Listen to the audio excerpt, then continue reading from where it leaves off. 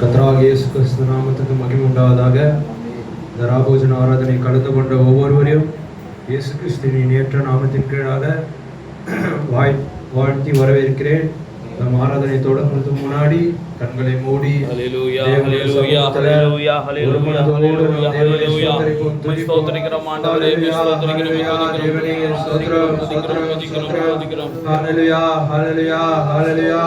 தேவனே மகத்துவமானவரே, அற்புதங்கள் செய்பவரே, ஸ்தோத்திரிக்கிறோம். அதிசயங்களை செய்பவரே, ஹல்லேலூயா ஹல்லேலூயா.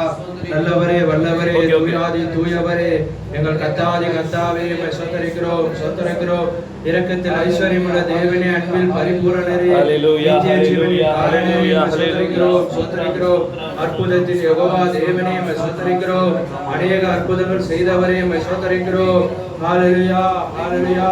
யெகோவா ஈரே, யெகோவா ஷம்மாவே, எங்களோடு கூட இருப்பவரே, யெகோவா நிஷியே, ஹல்லேலூயா ஹல்லேலூயா. நான் இருக்கிறவராக இருக்கிறேன் என்று சொன்னவரே, ஆபிரகாமின் தேவனே, ஈசாக்கின் தேவனே, யாக்கோபின் தேவனே, ஸ்தோத்திரிக்கிறோம். ஹல்லேலூயா, துதிக்கிறோம் கர்த்தாவே. ஆண்டவரே, நம் மனித குலத்தை ரட்சிக்கும்படியாய் உன்னதனிலிருந்து இவ்வாநிலைக்கு இறங்கி வந்தவரே, ஸ்தோத்திரிக்கிறோம். எங்களுக்காய் தாழ்வில் பிறந்த இம்மானுவேலரே, ஸ்தோத்திரிக்கிறோம். ஹல்லேலூயா ஹல்லேலூயா. நான் கர்த்தர் மாறாதவர் என்று சொன்னவரே, ஸ்தோத்திரிக்கிறோம். ஹல்லேலூயா ஹல்லேலூயா. தேவனே, அந்த கல்வாரி சிலுவையிலே எனக்காய் அடிக்கப்பட்டவரே, நொறுக்கப்பட்டவரே, ஆண்டவரே, எங்களுடைய அக்கிரமங்களுக்காக, எங்களுடைய மீறுதலுக்காக நீர் நொறுக்கப்பட்டவரே, ஸ்தோத்திரிக்கிறோம்.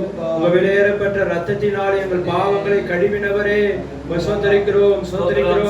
இருள இருந்த எங்களை வெளிச்சத்துல கொண்டு வந்த தேவனே, ஸ்தோத்திரிக்கிறோம். ஹல்லேலூயா ஹல்லேலூயா. எங்களை ரட்சிப்பின் செய்தியை கொடுத்தவரே, ஸ்தோத்திரிக்கிறோம். ஹல்லேலூயா ஹல்லேலூயா. எங்கள் இனத்தான் மீட்பரே, ஸ்தோத்திரிக்கிறோம். கர்த்தராகிய இயேசு கிறிஸ்துவே, ஹல்லேலூயா. எங்களுக்காய் மரித்தவரே, ஸ்தோத்திரிக்கிறோம். எங்களுக்காய் மறுபடியும் உயிரோடு எழுந்த தேவனே, ஸ்தோத்திரிக்கிறோம். போற்றுகிறோம், வாழ்த்துகிறோம் கர்த்தாவே. ஆண்டவரே, 7 பொன்பத்து விளக்கில் உலாவுகிற தேவனே, 7 சபை காலங்களின் தேவனே, ஸ்தோத்திரிக்கிறோம். பவுலின் தேவனே, தீர்க்கதரிசி பிரணாமின் தேவனே, சத்திய ஆவியானவரே, ஸ்தோத்திரிக்கிறோம். சகல சத்தியத்துக்குள் நடத்துகிறவரே, ஸ்தோத்திரிக்கிறோம். ஹல்லேலூயா ஹல்லேலூயா ஹல்லேலூயா. தேவனே, உம்மை துதிக்கிறோம் ராஜா. ஆண்டவரே, இந்த ராபோஜன ஆராதனையிலும் எங்களை சுகபலத்தோடு கொண்டு வந்ததுக்காக நன்றி சுத்திரம் கர்த்தாவே. ஆண்டவரே, எங்களை ஒரு மனதோடு ஆண்டவரே எங்களை இந்த ராபோஜன ஆராதனையிலும் பங்கு கொள்ளும்படியாக கிருபை செய்ததுக்காக நன்றி கர்த்தாவே. ஆண்டவரே, உமக்கு கொடாகோடி நன்றி ராஜா. நேற்றும் இன்றும் மாறாத கர்த்தராகிய இயேசு கிறிஸ்துவை உம்மை நன்றியோடு துதிக்கிறோம் ராஜா. நன்றி ராஜா. உம் ரத்தத்தால் என்னை கழுவும் ஐயா, புது ஜீவன் தரும் தேவனே. உம் ரத்தத்தால் என்னை கழுவும் ஐயா, புது ஜீவன் தரும் தேவனே. மனமாற செய்து நல்குணம் யாவும் தந்து, மனமாற செய்து நல்குணம் யாவும் தந்து, மறுரூபமாக்கும் ஐயா என்னை, மறுரூபமாக்கும் ஐயா. என் பாவ பரிகாரியே, என் ஜீவன் உபகாரியே, என் பாவ பரிகாரியே, என் ஜீவ உபகாரியே. ஆமென். நன்றி ராஜா. ஆண்டவரே, என் பாவ பரிகாரியே, ஆண்டவரே, என் ஜீவ உபகாரியே, ஆண்டவரே, உம்முடைய விலையேறப்பெற்ற ரத்தத்தினாலே நாங்கள் பாவியாயிருந்த எங்களை நேசித்தீரே. ஆண்டவரே, உலகத் தோற்று முன்னே எங்களை முன்னறிந்தவரே, முன்குறித்தவரே, விலையேறப்பெற்ற ரத்தம், பரிசுத்த ரத்தம், எங்களுக்காய் பாவம் அறியாத ரத்தம், எங்களுக்காய் ஆண்டவரே பலியானது கர்த்தாவே. அந்த ரத்தத்தின் கீழாக கொண்டு வந்து சேர்த்ததுக்காக நன்றி ராஜா. கொடாகோடி நன்றி கர்த்தாவே. நன்றி ராஜா. ஆமென். இந்த ராபோஜன ஆராதனைக்கு நாம் ஒன்று கூடி ஜெபிக்கலாம். ஸ்தோத்திரம் ஆண்டவரே, ஸ்தோத்திரம் கர்த்தாவே. ஆண்டவரே, இந்த வேளையில கர்த்தாவே, இந்த ராபோஜன ஆராதனை உங்கள் கரத்தில் ஒப்பு கொடுக்கிறோம். தேவன் தாமே ஆண்டவரே, நாங்கள் உற்சாகத்தோடு ஆண்டவரே பந்தியில் பங்கு கொள்ளபடியாய் வந்திருக்கிறோம் கர்த்தாவே. ஆண்டவரே இந்த ராபோஜன ஆராதனையை நாங்கள் எதிர்பார்ப்போடு வந்திருக்கிறோம் கர்த்தாவே. ஆண்டவரே ஆடு மாடு ரத்தத்தின் கீழாக இருந்த எங்களை ஆண்டவரே பாவத்துக்கு பரிகாரம் இல்லாத எங்களை வெளியேறப்பட்ட ரத்தத்தின் கீழாக ஆண்டவரே வெளிப்பாடு உள்ள இந்த நாளுக்குரிய தீர்க்கதரிசி மூலமாய் ஆண்டவரே இயேசு யார் என்பதை நாங்கள் அடையாளம் கண்டு கொண்டோம் கர்த்தாவே. உடைய ரத்தத்தின் கீழாக இந்த ராபோஜனத்தில் எங்களை பங்கு கொள்ளப்படியாக வைத்ததுக்காக நன்றி ராஜா. ஆண்டவரே இந்த ராபோஜன வார்த்தையை ஆசீர்வதியும் கர்த்தாவே. கொடுக்கிற ஆண்டவரே சகோரை மறைத்து நீரே பேசும் கர்த்தாவே. தேவன் தாமே ஆண்டவரே இந்த வேளையில கர்த்தாவே இந்த ராபோஜன ஆராதனையை நாங்கள் ஆவியோடு உண்மையோடு தொழுது கொள்ளபடியாய் தேவனே கிருபை செய்யும் கர்த்தாவே. ஆண்டவரே இந்த ஆராதனைக்கு என்று எங்களை தகுதிப்படுத்தும் பரிசுத்தப்படுத்தும் கர்த்தாவே. நாங்கள் வார்த்தை மேல் கவனம் வைக்க ஆண்டவரே எங்களுக்காய் உண்டான இந்த ராபோஜனத்துக்கு என்ன வார்த்தை வைத்திருக்கிறோம் அதை கவனத்தோடு நாங்கள் கேட்க ஆவியோடு உண்மையோடு அந்த வார்த்தைக்கு செவி சாய்க்க எங்களோ இருதயத்தை ஒப்பு கொடுக்கிற கர்த்தாவே. தொடக்கம் முதல் முடிவு வரை நீரே வழிநடத்து கர்த்தாவே. இப்படி நாம மகிமைக்கென்று இந்த ஆராதனை எடுக்கிட்ட கர்த்தாவே. கர்த்தராக இயேசு கிறிஸ்து நாமத்தினால் ஜெபிக்கிறேன். ஆமென். Praise Lord. ஹல்லேலூயா. இந்த ராபோஜன ஆராதனை ஒரு பாடலை பாடி தேவ நாமத்தை உயர்த்துவோம். வாட்ஸ்அப்ல அனுப்பிச்சிருக்கேன் பாருங்க. வாட்ஸ்அப் குரூப்ல அனுப்பிச்சிருக்கேன்.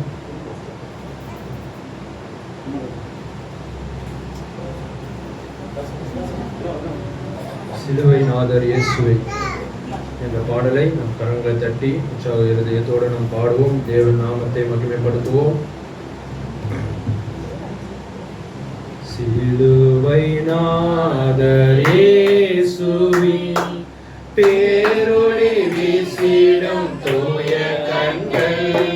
சிலுவை நாதர் இயேசுவின் பேரொளி வீசிடும் தூய கண்கள் என்னை நோக்கி பார்க்கின்றன. தம் காயங்களையும் பார்க்கின்றன. என்னை நோக்கி பார்க்கின்றன. தம் காயங்களையும் பார்க்கின்றன. சிலுவை நாதர் இயேசுவின்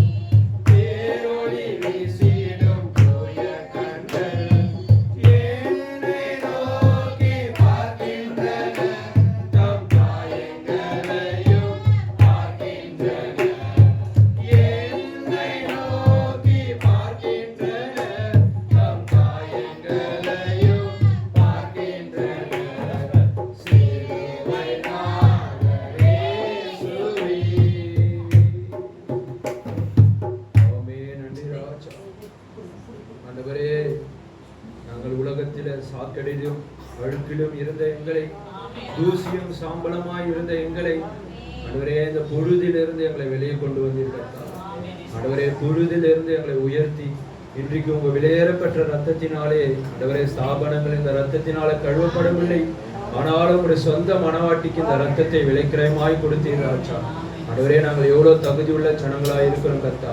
உங்கள் பாட ஆண்டவரே நாங்கள் மெர்ச்சிக்கிறோம் கர்த்தாவே. பாடிய ஒவ்வொரு பாடலையும் தேவன் தாமே ஆசீர்வதிப்பாராக. மீதியான நேரத்தை நம் சகோதரர் டீக்கன் ஆமா சகோதரர் ஒப்படைப்போம்.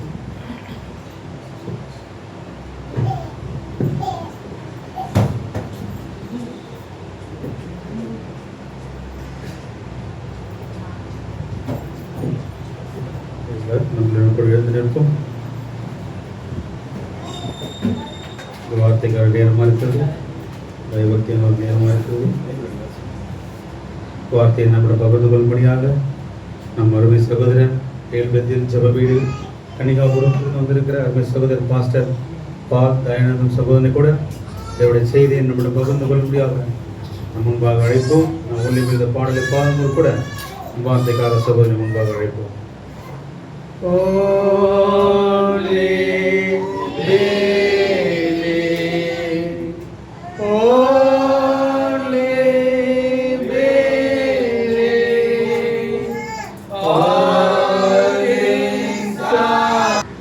வாசிக்கத்தக்கதாக நாம் எழுந்து நிற்போம்.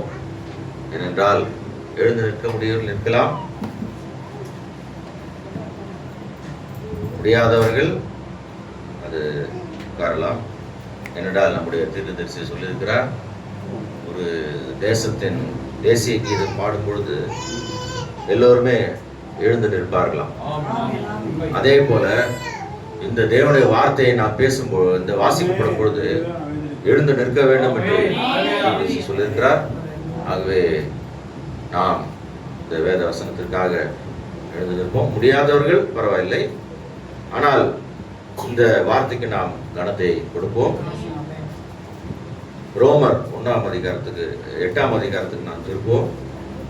ரோமர் 8:1. ஆனபடியால் கிறிஸ்து இயேசுக்குட்பட்டவர்களாக இருந்து மாம்சத்தின்படி நடவாமல் ஆவியின்படி நடக்கிறவர்களுக்கு ஆக்கினை தீர்ப்பு இல்லை. நாம் ஜெபிப்போம். ஸ்தோத்திரம் ஆண்டவரே, ஸ்தோத்திரம் கர்த்தாவே. தேவாதி தேவனே உமக்கு ஸ்தோத்திரம். ராஜாதி ராஜாவே உமக்கு கொடான ஸ்தோத்திரம். ஆண்டவரே தேவரே இந்த கடைசி காலத்திலே தேவனே நீர் தாமே 7ஆம் தூதனுக்குள்ளாக தங்கி இந்த வார்த்தைகளை பேசின தயவு ஆண்டவரே, இந்த வார்த்தைகளை நாங்கள் தியானிக்கும் பொழுது கர்த்தர் தாமே எங்களுக்கு உதவி செய்ய ஆண்டவரே.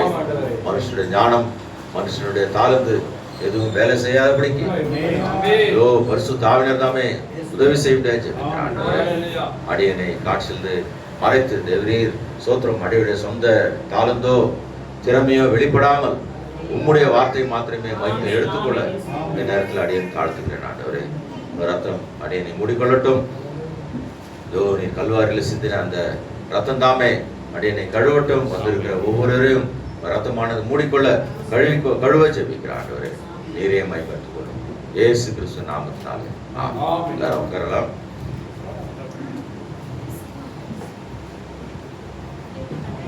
நாம் இப்பொழுது வாசித்த இந்த பாகத்திலே ஒரு வசனத்தை நாம் வாசித்தோம். அந்த வசனம் பார்த்தீங்கன்னா ரோமர் 8:1. அது மறுபடியும் ஸ்ரீதர் வாசிங்க. ஸ்ரீதரில் எந்த சகோதரர் எடுத்தாலும் ஆனபடியால் கிறிஸ்து இயேசுவுக்கு உட்பட்டவர்களாயிருந்து மாம்சத்தின்படி நடவாமல் ஆவியின்படியே நடக்கிறவர்களுக்கு ஆக்கினை தீர்ப்பு இல்லை. இப்பொழுது நாம் இது உங்களுக்கு ராபோஜன் ஆராதனை. நாம் சில கர்த்தருடைய உதவினால சில காரியங்களை நாம் பார்ப்போம். நான் கடந்த 40 வருடங்களாக இந்த செய்தியில் இருக்கிறேன். ஆனாலும் எனக்கு அனுபவம் குறைவு. பிரசங்கத்தில் எனக்கு அனுபவம் குறைவு. ஆனால் கடந்த 86 நான் ஞானஸ்தானம் பெற்றேன். 1986 ஞானஸ்தானம் பெற்று அநேக கட்டங்களை கடந்து வந்திருக்கிறேன். ஆனால் அனுபவம் என்பது எனக்கு ரொம்ப பெரிய அனுபவம்லாம் கிடையாது. கர்த்தருடைய உதவினால் தான் செய்ய முடியும். ஆக கர்த்தருடைய உதவிக்காக நாம் ஜெபிப்போம். குழந்தைங்க டிஸ்டர்ப் பண்ணா பிரச்சனை கிடையாது, என்ன அது பாதிக்காது. தாய்மார்கள் ரிலாக்ஸ்டாக உங்க குழந்தைகளை வைத்துக் கொள்ளலாம், பயப்படாதீங்க, அது என்னை டிஸ்டர்ப் செய்யாது. இப்பொழுது யோவான் 6ஆம் அதிகாரம் 66 பார்த்தீர்கள் என்றால் அந்த வசனத்தை மட்டும் எடுத்துக்கொள்ளுங்க. யோவான் 6:63 எடுத்தவர்கள் வாசிக்கலாம். யோவான் 6:63. ஆவியே உயிர்ப்பிக்கிறது, மாம்சமானது ஒன்றுக்கும் உதவாது. பாருங்கள், நான் உங்களுக்கு சொல்லுகிற வசனங்கள் ஆவியாயும் ஜீவனுமாய் இருக்கிறது. இந்த கடைசி காலத்திலே தேவன் நம்முடைய தீர்க்கதரிசி சோரன் வில்லியம் மரியன் பிரணாம் மூலமாக கொடுத்த இந்த செய்திகள் அது ஜீவனாயும் அந்த செய்திகள் அது பார்த்தீங்கன்னா இயேசு கிறிஸ்து பேசின செய்திகள். அது கடைசியாக அதை நாம் பார்க்கலாம். இப்பொழுது தீர்க்கதரிசி சொல்லுகிறார், யாருக்கு ஆக்கினை இல்லை என்றால் இயேசு கிறிஸ்து இயேசுக்கு உட்பட்டவர்களாய் இருந்து மாம்சத்தின்படி நடவாமல் ஆவியின்படி நடக்கிறவர்களுக்கு ஆக்கினை இல்லை. மேலும் நாம் பார்ப்பது என்னவென்றால் அவர்களுக்கு ஆக்கினை என்பது கிடையாது. அவர்கள் பாவத்திலிருந்து விடுதலையா இருக்கிறார்கள். உலகத்தின் காரியங்களிலிருந்து அவர்கள் விடுதலையா இருக்கிறார்கள். ஏனென்றால் ஒரே ஆவியினாலே ஒரே சரீரத்துக்குள்ளாக அவர்கள் ஞானஸ்நானம் பண்ண பாருங்கள். ஆட்டுக்குட்டியானவருடைய ரத்தம் அவர்கள் மேல் பூசப்பட்டுள்ளது. ஏனென்றால் இயேசு கிறிஸ்துவின் ரத்தம் சகல பாவங்களையும் நீக்கி நம்மை சுத்திகரிக்கும். நான் இன்றைக்கு ரொம்ப அதாவது எனக்கு இந்த மெய்சில் இருக்க பிரசங்க எனக்கு தெரியாது. அடிப்படையான சில காரியங்களை நான் உங்களுக்கு இன்றைக்கு சொல்லுகிறேன். ஆனால் எல்லாமே தீர்க்கதரிசி பேசினது தான், எக்ஸ்ட்ரா எதுவுமே கிடையாது. தீர்க்கதரிசி பேசின காரியங்களை நான் சொல்லுகிறேன். இப்பொழுது ரோமர் 8ஆம் அதிகாரம் 16ஆம் வசனம் வாசிப்போம். ரோமர் 8:16 பவுல் என்ன சொல்கிறான் என்று பார்ப்போம். நாம் தேவனுடைய பிள்ளைகளாய் இருக்கிறோம். பாருங்க, நாம் தேவனுடைய பிள்ளைகளாய் இருக்கிறோம் என்று ஆவியானவர் தாமே தம்முடைய ஆவியுடனே கூட சாட்சி கொடுக்கிறார். பாருங்கள், நாம் தேவனுடைய பிள்ளைகளா இருக்கிறோம். அதை சாட்சி கொடுக்கிறவர் யார்? ஆவியானவர். தம்முடைய ஆவியை கொண்டு அவர் சாட்சி கொடுக்கின்றார். தம்முடைய ஆவியை கொண்டு அவர் கொடுக்கின்றார். ஏனென்றால் அவருடைய ஜீவனானது நமக்குள்ளாக இருக்கிறது. அவருடைய ஜீவனானது நமக்குள் இருப்பதனால் நாம் குமாரரும் குமாரத்திகளாக இருக்கிறோம். இப்போது நாம் பார்த்த இந்த காரியங்கள் எப்படி பார்த்தால், உங்களுடைய கேரக்டர் தேவனுடைய கேரக்டராக அமைய வேண்டும். தேவன் ஒரு கேரக்டர், நமக்கு ஒரு கேரக்டர் இருக்குமானால் இந்த நேரத்தில் நம்மை நாம் நிதானிக்க வேண்டிய சூழ்நிலை. ஆகவே உங்கள் கேரக்டர், உங்கள் குணாதிசயம் தேவனுடைய குணாதிசயமாக இருக்க வேண்டும். ஏனென்றால் சிறிது நாம் அவருடைய குணாதிசயத்தை நமக்கு இல்லை என்றால், தேவன் நியாய தீர்ப்பின் தேவனா இருக்கிறார். திருக்க சொல்லுகிறார், தேவன் அவர் திருத்துதலின் தேவனா இருக்கிறார். நாம் சரியாக இருக்க வேண்டும், எல்லாம் சரியாக கிரமமாக இருக்க வேண்டும். நாம் இயேசு இயேசு என்று சொல்லிவிட்டு வெளிப்பாடுகளை பேசிக்கொண்டு அதே நேரத்தில் அவருடைய கற்பனைகளை நாம் கை கொள்ளவில்லை என்றால் தேவன் நியாய தீர்ப்பில் கொண்டு ஏனென்றால் அவருடைய ரோமர் 8:16 பார்த்தோம், அவருடைய வசனங்கள் ஆவியாயும் ஜீவனுமா இருக்கிறது. இப்பொழுது பாருங்கள், திருக்க சொல்லுகிறார், ஆகவே நம்முடைய குணாதிசயமானது வரிசையில் இருக்க வேண்டும். எந்த வரிசையில் இருக்க வேண்டும்? வேதத்தின் வரிசையில் இருக்க வேண்டும். தீர்க்கதரிசி பிரணாமின் செய்தியின் வரிசையில் இருக்க வேண்டும். அப்பொழுதுதான் நாம் தேவனுடைய குமாரரும் குமாரத்திகளுமா இருக்கிறோம். நம்முடைய குணாதிசயம் வார்த்தையின் வரிசையில் இல்லை என்றால் நாம் நியாய தீர்ப்புக்கு உட்படுவோம். திருக்க சொல்கிறார், அந்த விதமான குணாதிசயம் உங்களுக்குள் இருக்கிறது என்றால் நீங்கள் உங்கள் பரம பிதாவின் குணாதிசை பெற்றவர்களா இருக்க வேண்டும். நாம் ஆபிரகாமின் ராஜரிக வித்தா இருக்கிறோம். எப்படி நாம் ஆபிரகாமின் ராஜரிக வித்தா இருக்கிறோம்? நாம் இந்த செய்தியை ஏற்றுக்கொண்டு மறுபடியும் பிறக்கும் பொழுது அப்பொழுது நாம் ஆபிரகாமுடைய ராஜரிக வித்தா இருக்கிறோம். திரும்ப சொல்லுகிறார், இப்பொழுது கலாத்தியர் 7:3 அதிகாரத்தில் பார்த்தீர்கள் என்றால் நாம் ஆபிரகாமின் எபேசியர் 1 அதிகாரத்துக்கு கலாத்தியர் 1:3 வாசிங்க. நாம் இப்பொழுது பாருங்கள், ஆபிரகாமுடைய ஆசீர்வதிக்கப்பட்ட ராஜரீக சந்ததிக்கு நியாய தீர்ப்பு என்பது கிடையாது. எபேசியர் 1 அதிகாரம் 3-4 வாசிங்க, எடுத்துங்க. நம்முடைய கர்த்தராகிய இயேசு கிறிஸ்துவின் தேவனுக்கு ஸ்தோத்திரம். பாருங்கள், கிறிஸ்துவுக்குள் உன்னதங்களிலே ஆவிக்குரிய சகல ஆசீர்வாதத்தினாலும் நம்மை ஆசீர்வதித்திருக்கிறார். ஏன் நமக்கு நியாய தீர்ப்பில்லை? ஏன் ஆபிரகாமுடைய ராஜரிகத்திற்கு நியாய தீர்ப்பில்லை? ஏனென்றால் அவர்கள் தேவன் அளித்துள்ள பலியை ஏற்றுக்கொண்டிருக்கிறார்கள். அவர்கள் கிறிஸ்துவாகிய அந்த வார்த்தையாகிய பலியை அவர்கள் ஏற்றுக்கொண்டிருக்கிறார்கள். ஏனென்றால் யோவான் 5:24 சொல்கிறது, என் வசனத்தை கேட்டு பாருங்கள், கேட்டு என்றால் புரிந்து கொள்ளுதல். என் வசனத்தை, என் வார்த்தையை கேட்டு பாருங்க, என் வசனத்தை வாசிங்க. என் வசனத்தை கேட்டு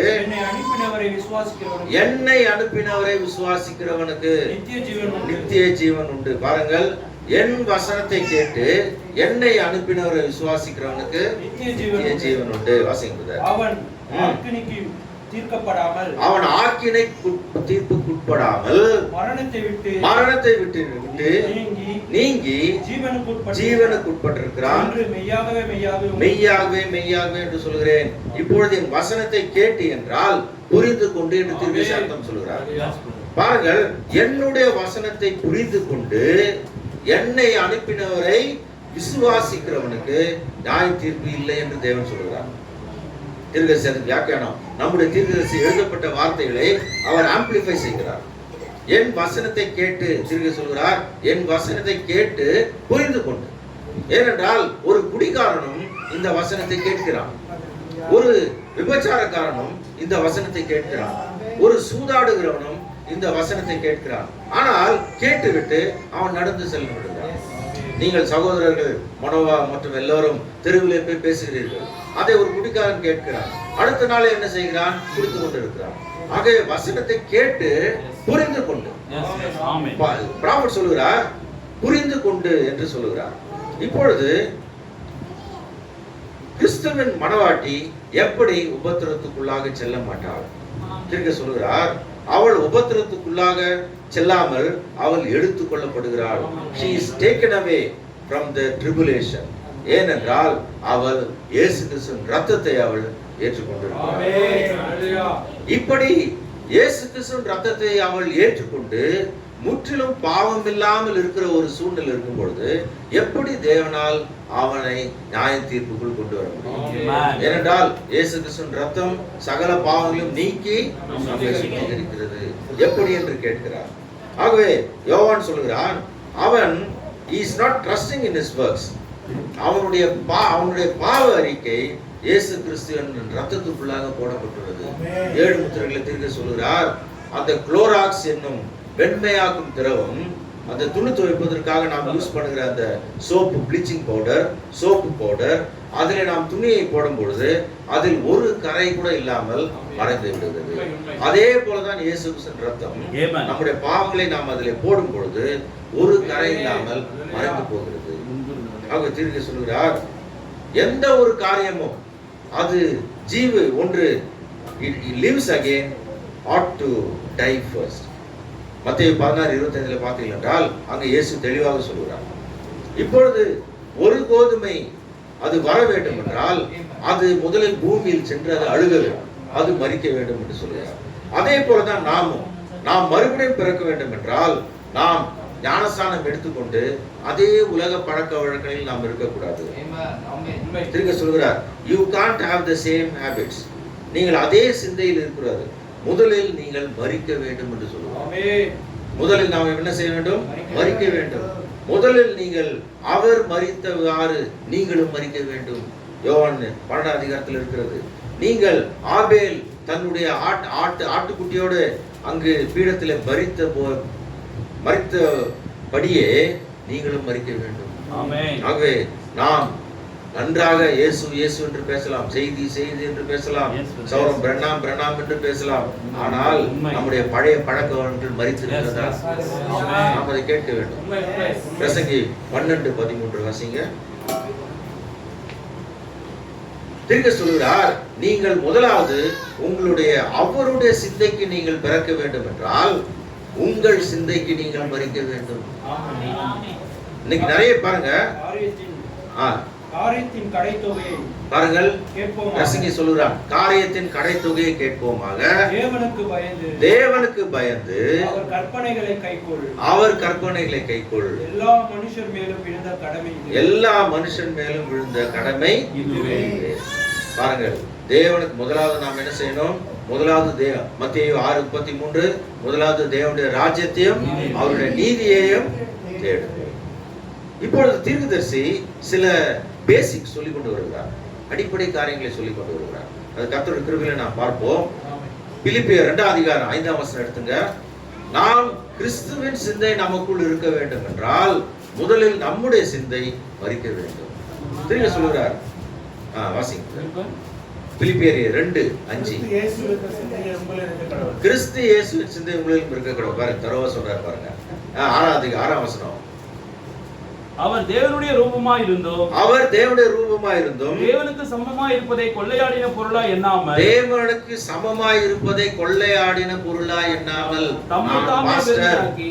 பாருங்க, நான் பாஸ்டர், நான் ஊழியக்காரன், நான் டீக்கன் என்று இல்லை.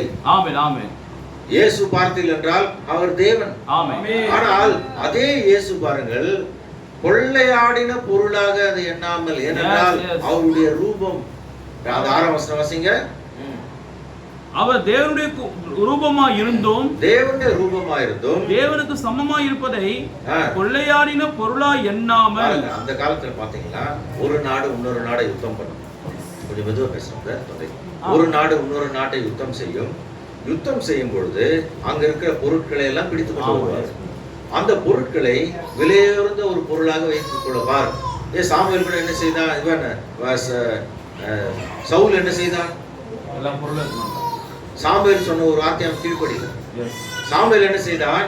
நீ போய் அந்த அவர்களை அவர்களை நீ படையெடுக்கும் பொழுது அங்க இருக்கிற எல்லாவற்றையும் அழித்துட்டு வான்னு சொன்னான். ஆனால் சவுல் என்ன செய்தான்? கொஞ்சம் ஆடுகளை கொண்டு வந்துட்டான். இதான் இன்டெலெக்சுவல். நம்முடைய சொந்த சிந்தைக்கு நாம் மரிக்கணும். ஃபர்ஸ்ட் நம்முடைய சொந்த சிந்தைக்கு மரித்தால் தீர்க்கதரிசி சொன்னதெல்லாம் நாம் கேட்டிருப்போம், கீழ்ப்படுத்திருப்போம். ஆனால் சவுல் என்ன செய்தான்? ஆடுகளை கொண்டு வந்தான். நான் தேவனுக்கு பலியிட எடுத்து வந்தேன் அப்படின்னா என்ன ஆயிடுச்சு? அது பெரிய பிரச்சனை. அவன் அந்த இடத்துல சாமுவேல் என்ன செய்தான்? ராஜ்யத்தை தேவனுடையிலிருந்து பிடுங்கி விட்டார். ஆமென். அதே போலதான் நாமும் இன்றைக்கு தீர்க்கதரிசன் மூலமாய் சொல்லப்பட்ட ஒவ்வொரு வார்த்தைகளையும் நாம் கை கொள்ளவில்லை என்றால் நாம் சபைக்கு கரெக்டா வருவோம், கரெக்டா செல்வோம். ஆனால் ஒரு கேள்வி தெரிவிச்சிடும். நாம் சபைக்கு வருவோம், நாம் எல்லாவற்றையும் கை கொள்வோம், ஆராதனைக்கு சரியாக வருவோம், துதிப்போம், பாட்டு பாடுவோம். ஆனால் நம்முடைய சுய சிந்தைக்கு நாம் மறிக்கவில்லை என்றால், அதான் பவுல் சொன்னான், கிறிஸ்து இயேசுவின் சிந்தை உங்களுக்குள்ளே இருக்கிறது. அவர் அதை கொள்ளையாடின ஒரு பொருளாக ஒரு எண்ணவே இல்லை. அடுத்த வசனம். தம்மை தாமே வெறுமையாக்கி அடிமையின் ரூபம் எடுத்து மனுஷர் சாயலானார். இயேசு கிறிஸ்துவுக்கே அப்படி தாழ்த்தும் பொழுது இந்த கடைசி கால செய்தியில இருக்கிற நமக்கு பார்த்தீங்கன்னா ஈகோ தான் முன்னால வருகிறது. நம்முடைய இடத்தை ஒருவன் எடுத்தால் நமக்கு பொறாமை அதிகமாக வருகிறது. அதுதான் உங்களுக்கு சொன்னேன், 40 வருஷமா நான் செய்தியில இருக்கிறேன், எனக்கு உட்கார்ந்து கேட்கறதுக்கு எனக்கு அனுபவம் இருக்கு. உதாரணத்துக்கு சொல்றோம். ஆனால் சிலர் பார்த்தீர்கள் என்றால் இது என் புல்பிட் என்பார்கள். 7ஆம் முத்திரையிலே தீர்க்க சொல்கிறார், இது தேவனால் அபிஷேகம் பண்ணப்பட்ட பிளாட்ஃபார்ம் என்று சொல்கிறார். இன்றைக்கு அநேக பிரசங்கங்கள் இது என் புல்பிட், இது என் புல்பிட் என்று சொல்கிறார்கள். அடிப்படையில் அது தவறு. நீங்கள் தேவனுக்கு என்று அதை பிரதிஷ்டை செய்தீர்கள் என்றால் அது தேவனுடைய பிரசங்கம் இல்லை என்றால் அந்த இடத்துல நீங்கள் உங்கள் சொந்த கதைகளை பேசிக் கொண்டிருக்கிறீர்கள். பாருங்கள், இங்கே தான் நாம் சொந்த சிந்தைக்கு மறிக்க வேண்டும். இன்றைக்கு அநேகர் பார்த்தீர்கள் என்றால் ஒரு பைக் ஓட்டும் பொழுது, நேற்று சௌரிடம் பேசிக் கொண்டிருந்தேன், ஒரு பைக் ஓட்டும் பொழுது எல்லாருக்குமே இங்க பைக் ஓட்ட தெரியும். முதலில் பார்த்தீர்கள் என்றால் ஃபர்ஸ்ட் கியர் போடுவோம். ஒரு கார் ஓட்டும் பொழுது முதலில் ஃபர்ஸ்ட் கியர் போட வேண்டும், அடுத்ததாக செகண்ட், தேர்டு, ஃபோர்த்து போடணும். பிரச்சனை என்னவென்றால் நாம் ஞானஸ்தானம் எடுத்த உடனே அந்த உற்சாகத்திலே எடுத்த உடனே ஃபோர்த், ஃபிஃப்த் கியர் போயிடும். வண்டி என்ன ஆகும் சார்? ஆப்போசிட் கேட்டால் தெரியும். ஃபோர்த் கியர், ஃபிஃப்த் கியரில் போய் ஆக்சிலேட்டர் அழுத்தினால் காருடைய நிலைமை என்ன? அவ்வளவுதான், அப்படி ஜர்க்கா நின்றுடும். அதே போலதான் இன்றைக்கு அநேக கிறிஸ்தவர்கள் முதல் 2, 3 என்று படிப்படியாக வராமல் எடுத்தவுடன் 4வது கியரில் போய் சிக்கிக் கொள்கிறார். அதனால்தான் பிலிப்பியர் பாருங்கள், நீங்கள் அவருடைய சிந்தையை நீங்கள் கொண்டிருக்க வேண்டும். இயேசுவே தம்மை தாழ்த்தினார். ஏனென்றால் ஒரு கால் தீர்க்க சொல்கிறார், நமக்கு மேலே இருந்த தேவன், நம் மத்தியில் இருந்த தேவன், நமக்குள் இருந்த தேவன் என்று சொல்கிறார். நாம் பாவம் செய்த நிலையில் இருக்கும்போது தேவன் நம் மேலே இருந்தார். அவர் நம் மத்தியில் வாசம் செய்து ரத்தத்தை சிந்தி நம் மத்தியில் வாசம் செய்தார். பிறகு நமக்குள்ளாக தேவன் இருக்கிறார். தீர்க்க சொல்கிறார், God above us, God with us, God in us என்று சொல்கிறார். அதே போல நாம் அவருடைய சிந்தையை நீங்கள் மறுபடியும் பிறந்தவர்கள் என்று சொன்னால் அவருடைய சிந்தைகளை நாம் கொண்டிருக்கிறோம். நாம் மறுபடியும் பிறக்கிறோம் என்றால் வேதாகமம் தெளிவாக பேசுகிறது. நீங்கள் மறுபடியும் பிறக்க வேண்டும். நீங்கள் தீர்க்க சொல்கிறார், நீங்கள் மறுபடியும் பிறக்க வேண்டும் என்றால் ஒரு கட்டமாக வளர வேண்டும். Process of death. இப்பொழுது உதாரணத்திற்கு நாம் வண்டி ஓட்டும் பொழுது முதல் கியர் போடுகிறோம், 2வது கியர் போடுகிறோம். நீங்க ஆட்டோமேட்டிக் போட்டோ ஆக்டிவா ஓட்டினாலும் முதல் கியர் 2வது கியர் விழுகிறது. நீங்கள் ஆக்சிலேட்டரை கொடுக்கிறீர்கள், அவ்வளவுதான். அதே போலதான் மறுபடியும் பிறக்க வேண்டும் என்றால் ஒரு ப்ராசஸ்ல போக வேண்டும், ஸ்டெப் பை ஸ்டெப்பா போக வேண்டும். நீங்கள் ஒரு கோதுமை எடுத்துக்கொண்டால் முதலில் அந்த கோதுமை சாக வேண்டும். யோவான் 12:24 பாருங்க, முதலில் அந்த கோதுமை சாக வேண்டும்.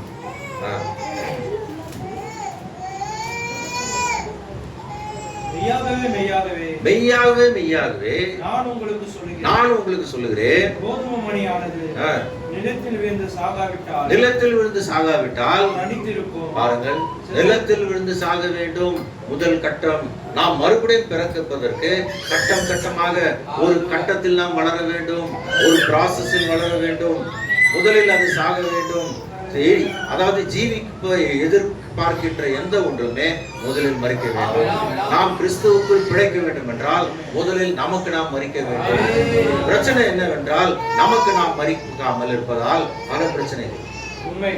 யாராவது நம்மை திட்டிவிட்டால் பதில் கொடுப்பது. தீர்க்க சொல்கிறார், பதில் அது பழி வாங்குவது அவருடைய காரியம். நம்முடைய கோபத்தை நாம் வேத வசனத்தை கொண்டு பேசி தீர்த்து கொள்கிறோம். அது செய்யக்கூடாது. தீர்க்க சொல்கிறார், முதலில் பாருங்கள், முதலில் நீ மறிக்க வேண்டும். எப்படி மறிக்க வேண்டும்? உனக்கு நீ மறிக்க வேண்டும். உனக்கு நீ சாக வேண்டும். தீர்க்க சொல்கிறார். அவருடைய தீர்க்கதரிசியுடைய முதல் எதிரியார்? அவர்தான். அதே போல நமக்கு முதல் எதிரி நாம் தான். இந்த பாலுக்கு முதல் எதிரி பால் தான். இவன் மரித்தால் தான் தேவன் கிரியை செய்வார். ஆனால் பிரச்சனை என்னவென்றால், இந்த பாலுக்கு ஒரு பிரச்சனை என்றால் அவன் தான் கரெக்ட். எல்லாரையும் காட்டிலும் அதிகமா படிச்சிருக்கிறான், அவன் தான் கரெக்ட் நினைக்கிறது தான் பிரச்சனை. அதான் இன்னைக்கு பிரச்சனை. நான் என்னையே சேர்த்துக் கொள்கிறேன். முதலில் நாம் மரிக்க வேண்டும். பாருங்கள், நான் பெரிய ஆள், நான் சிறந்த ஆள், என்னை தவிர பெரிய ஆள் இல்லை என்று இந்த பால் நினைத்தால் முடிஞ்சிச்சு அவன் கதை. அது பாருங்கள், அவ்வளவு பெரிய தீர்க்கதரிசி சொல்கிறார் மரிக்க வேண்டும். அவ்வளவு பெரிய தீர்க்கதரிசி. பாருங்கள், ஒரு செய்தியில நான் படித்தேன். ஒரு நாள் தீர்க்கதரிசி சகோதரர் நெவில் பிரசங்கத்தை கேட்டார். ஆனால் தீர்க்கதரிசி நிலையில நாம் இருந்தோம் என்றால், நாம் சபைக்குள்ள வரும் பொழுது நெவில் அங்கே நின்று கொண்டிருந்தால், ஓ பிரணாம் வந்து விட்டார், வாருங்கள் பேசு என்று கூப்பிட்டார் எதிர்பார்ப்போம்.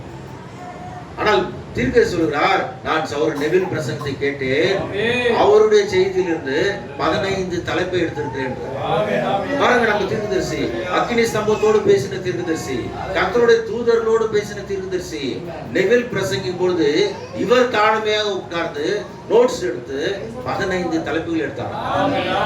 பாருங்கள், தீர்க்கதரிசி அந்த இடத்துல அவருக்கு அந்த ஈகோ வந்தால் என்ன இருக்கும்? நான் தீர்க்கதரிசி, நான் இவ்வளவு பெரிய ஆளு, உட்காந்து எதிர்பார்த்துட்டே இருப்பா. கூப்பிடுறாரா நெகிழ், கூப்பிடுறாரா, சரி 5 நிமிஷம் பேசணும், 10 நிமிஷம் பேசணும். என்ன கூப்பிடவே மாட்டாங்க.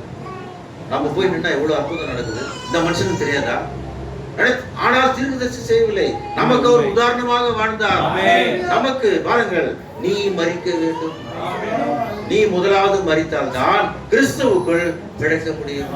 திரும்பி சொல்கிறார், நாம் எப்படி இருக்க வேண்டுமா? அவருடைய பிரசனத்துக்கு நாம் வரும் பொழுது நாம் எப்படி இருக்க வேண்டும்? ஒரு குற்ற உணர்வோடு நிற்க வேண்டும். ஆனால் இன்றைக்கு எப்படி சபைக்கு வருகிறோம்? ஒரு ஃப்ரீயாக வருகிறோம், நன்று அரட்டடத்தி கொண்டு வருகிறோம். தீர்க்கதரிசி சில ஒழுங்குகளை வைத்திருக்கிறார். உடனே அங்கிருந்து இயேசுவின் தெய்வீக தன்மை இன்னொரு கோட்சன் காட்டுவாங்க. ஒழுங்கெல்லாம் எனக்கு முக்கியம் இல்லை அப்படின்னு ப்ராபர்ட் சொல்றது. ஆனால் இயேசு கிறிஸ்து தெய்வீக தன்மை பேசப்பட்டது 50களில். ஆனால் தீர்க்கதரிசி ஒழுங்குகளை கொடுத்தது இந்த 60களில். 54 கொடுத்தார், 59 கொடுத்தார், 62 கொடுத்தார், 63 கொடுத்தார், 64 கொடுத்தார். என்ன ஒழுங்கு? சபைக்கு நேரத்தோடு வர வேண்டும். நேரத்தோடு வருவது மாத்திரமல்ல, முன்பாகவே வந்து ஜெபத்துல காத்திருக்க வேண்டும். இதெல்லாம் சொல்ல வேண்டியது. சோர் மனவார்த்தை எனக்கு கூப்பிடலாம் பரவாயில்ல, சந்தோஷம் எனக்கு.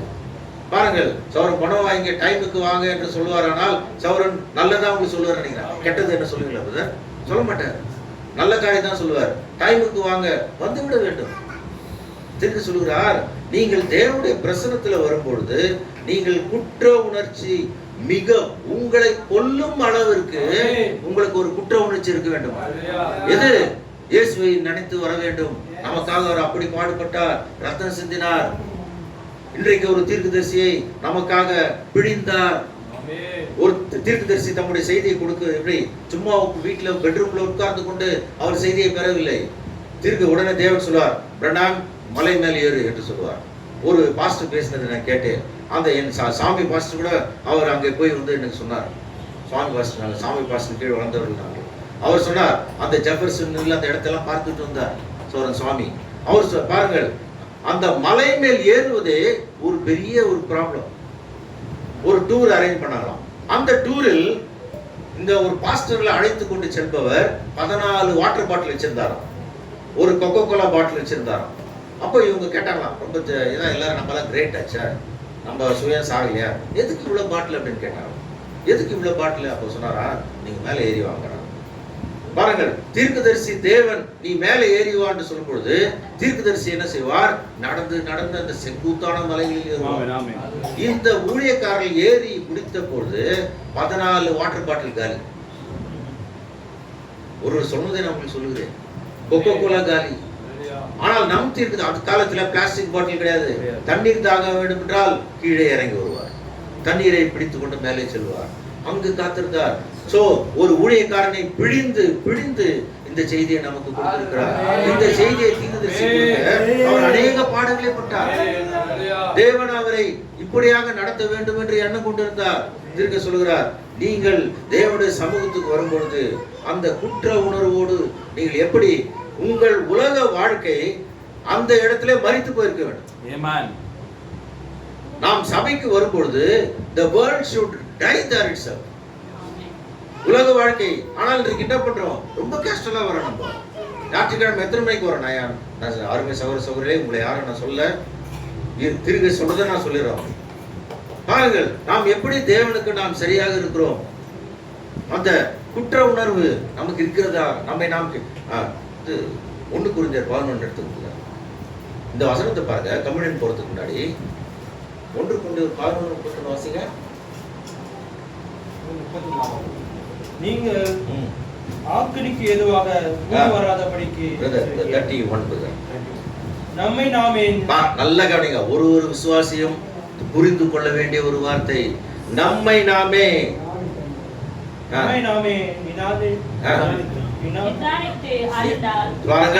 நம்மை நாமே நிதானித்து அறிந்தால் நியாயம் தீர்க்கப்படும். படோம் என்றால் என்ன தமிழ் அர்த்தம் இருக்கு? நீங்க சொல்லுங்கம்மா. நியாயம் தீர்க்கப்படும். ஏன்னா தேவன் எளிமையான மக்கள் மூலம் தான் இருக்கிறார். படோம் என்றால் என்ன? படோம் பெற மட்டும் நான் கேள்வி கேட்க மாட்டேன். அவர் பதிலும் சொல்ல வேணாம். மீதி நியாயம் தீர்க்கப்படும். ஸ்ரீதர் சொல்லுங்க. ஜேம்ஸ் ஸ்ரீதர். நியாயம் தீர்க்கப்பட மாட்டோம். எப்பொழுது? நம்மை நிதானிக்கணும். நம்மை நிதானித்தோமானால் நம்முடைய சுயம் சாகும். நம்முடைய மைனஸ் பாயிண்ட் எல்லாம் நமக்கு தெரியும். பிரச்சனை என்னன்னு சொன்னா நம்மை நிதானிக்கிறதே கிடையாது, மற்றவர்களை தான் குற்றப்படுத்தி பாருங்க. தேவன் வச்சிருக்கிறாங்க கட்டு. நாம் நியாயத்திற்குள்ளாக போக கூடாது என்றால் முதலில் நம்மை நிதானிக்க வேண்டும். நம் சுயம் சாக வேண்டும். பாருங்கள், அந்த இடத்திலே உலக வாழ்க்கை போய்விடும். நீங்கள் மறுபடியும் பிழைக்க வேண்டும் என்றால் நீங்கள் என்ன செய்ய வேண்டும்? தீர்க்கதரிசி சொல்கிறார், அந்த ஒரே வழியில் தான் நீங்கள் மறுபடியும் பிறக்கும். எப்படி தேவன் சில கட்டளைகளை வைத்திருக்கிறார் பாருங்கள். இப்பொழுது இன்னொரு கட்டளை உங்க பாஸ்டர் பேசியிருப்பாரு. ஸ்திரீகள் முடி வெட்டலாமா, முடி வெட்டக்கூடாதா? இங்க யாருமே முடி வெட்டல, அது வேற விஷயம். சொல்லுங்க. ஒரு காரியத்துக்காக சொல்றேன், வெட்டக்கூடாது. ஆண்கள் முடி வெட்டணுமா, முடி வெட்டக்கூடாது? தீர்க்கதரிசி சிஓடில சொல்றாரு. ஆஃப் மேன் படத்துல பாத்தீங்களா? அவர் சொல்றதை நான் சொல்லிடுறேன் உங்களுக்கு. இந்த ஆஃப் மேன் படத்தில் முடி இதுவரை இருக்கிறது, ஆனால் நாம் அதை செய்ய வேண்டாம் என்று சொல்லுகிறார். நீங்க பாருங்க, நிறைய பேர் இந்த காஷ்மீர் தீவிரவாதி மாதிரி ஹேர் ஸ்டைல் வச்சிருக்கிறாங்க. இவ்வளவு திக்கா, இவ்வளவு தூரம் இது வரலாம். அதுவும் செய்திக்கு ஒழுங்கு இல்ல. தேவன் நன்மை கொடுக்கிறார். சங்கீதம் சொல்லுது, மாம்ச தேகம் உள்ள யாவருக்கும் ஆகாரம் கொடுக்கிறவர். அவர் எல்லாருக்கும் ஆகாரம் கொடுத்துறாரு. நீ முடி இவ்வளவு தூரம் வச்சிருந்தாலும் நம்ம ஸ்ரீங்களே தாக்கிட்டு இருக்கோம். நீங்க கொஞ்சம் மாத்தி பேசலாம்.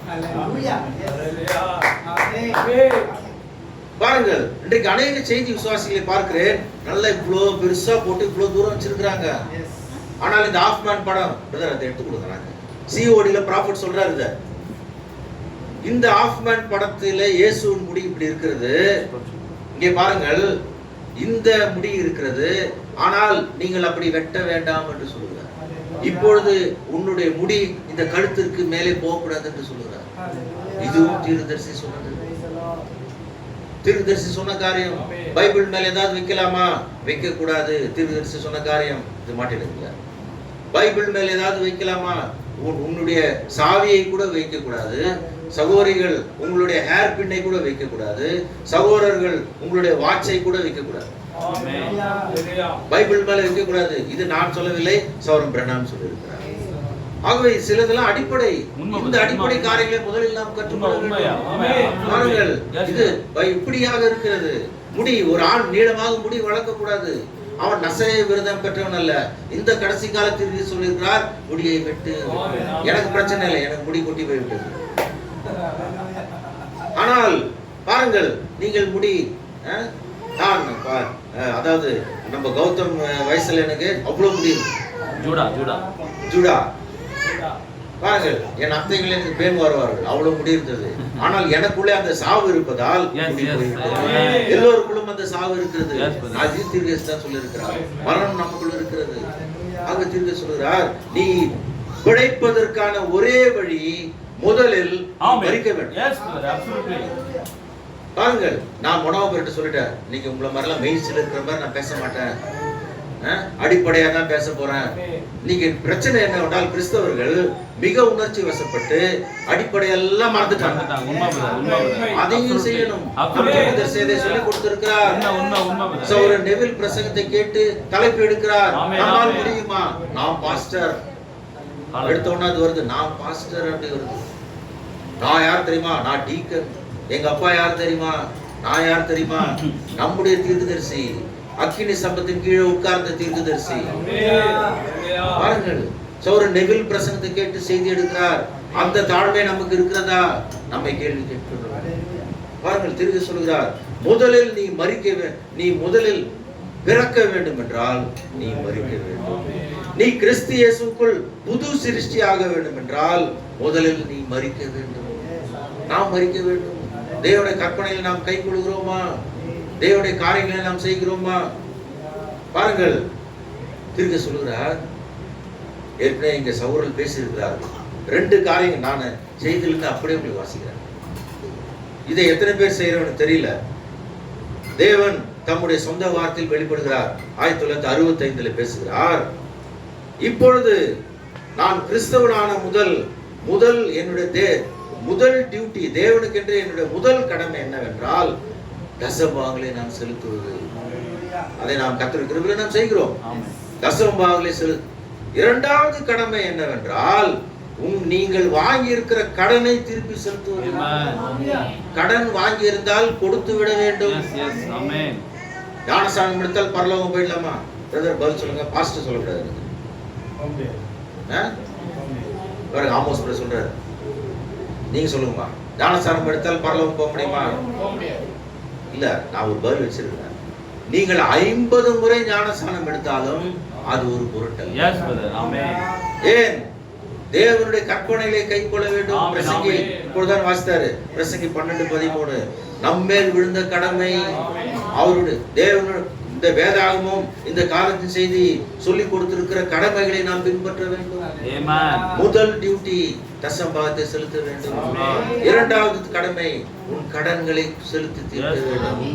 இன்னைக்கு பிரச்சனை என்னவென்றால் கடன் தாராளமா வாங்கிடுறோம், கை நீட்டி வாங்குறோம், ஆனா கொடுக்கறதுக்கு மனசே இல்லை நமக்கு. ஏன்? அந்த சகோதரர் நல்லா தானே இருக்காரு, அவருக்கு நல்ல மாசம் சம்பளம் வருது, அப்புறம் கொடுத்துக்கலாம். 1 வருஷம் 2 வருஷம் 3 வருஷம் மறந்துடுவார். ஆனால் தேவன் அதை ஞாபகத்தில் வைத்துக் கொண்டு உங்களுக்கு பரலோகமே கொடுக்க மாட்டார்.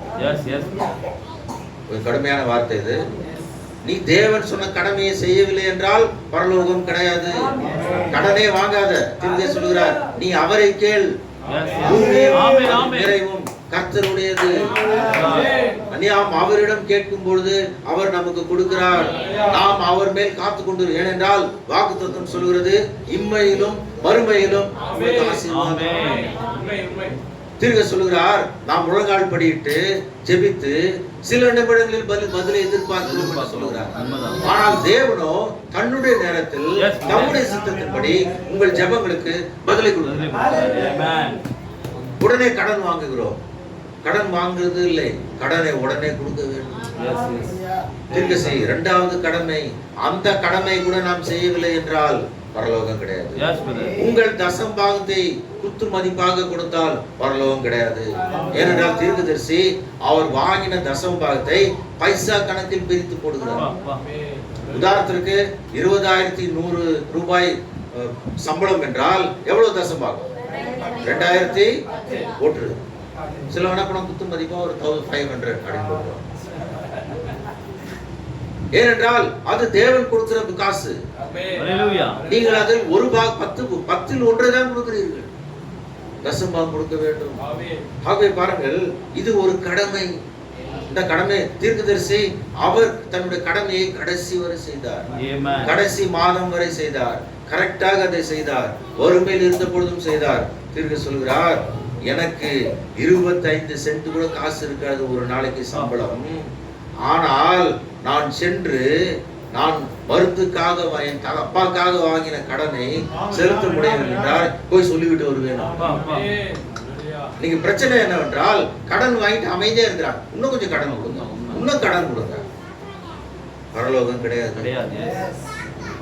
என்ன, நாம் குதித்து குதித்து வெளிப்பாட்டை பேசினாலும் Yes, brother. Yes, brother. இந்த கற்பனைகளை கை கொள்ள வேண்டும். பாருங்கள், தீர்க்க சொல்கிறார், நம்ம மேல் விழுந்த ஒரு கடமை.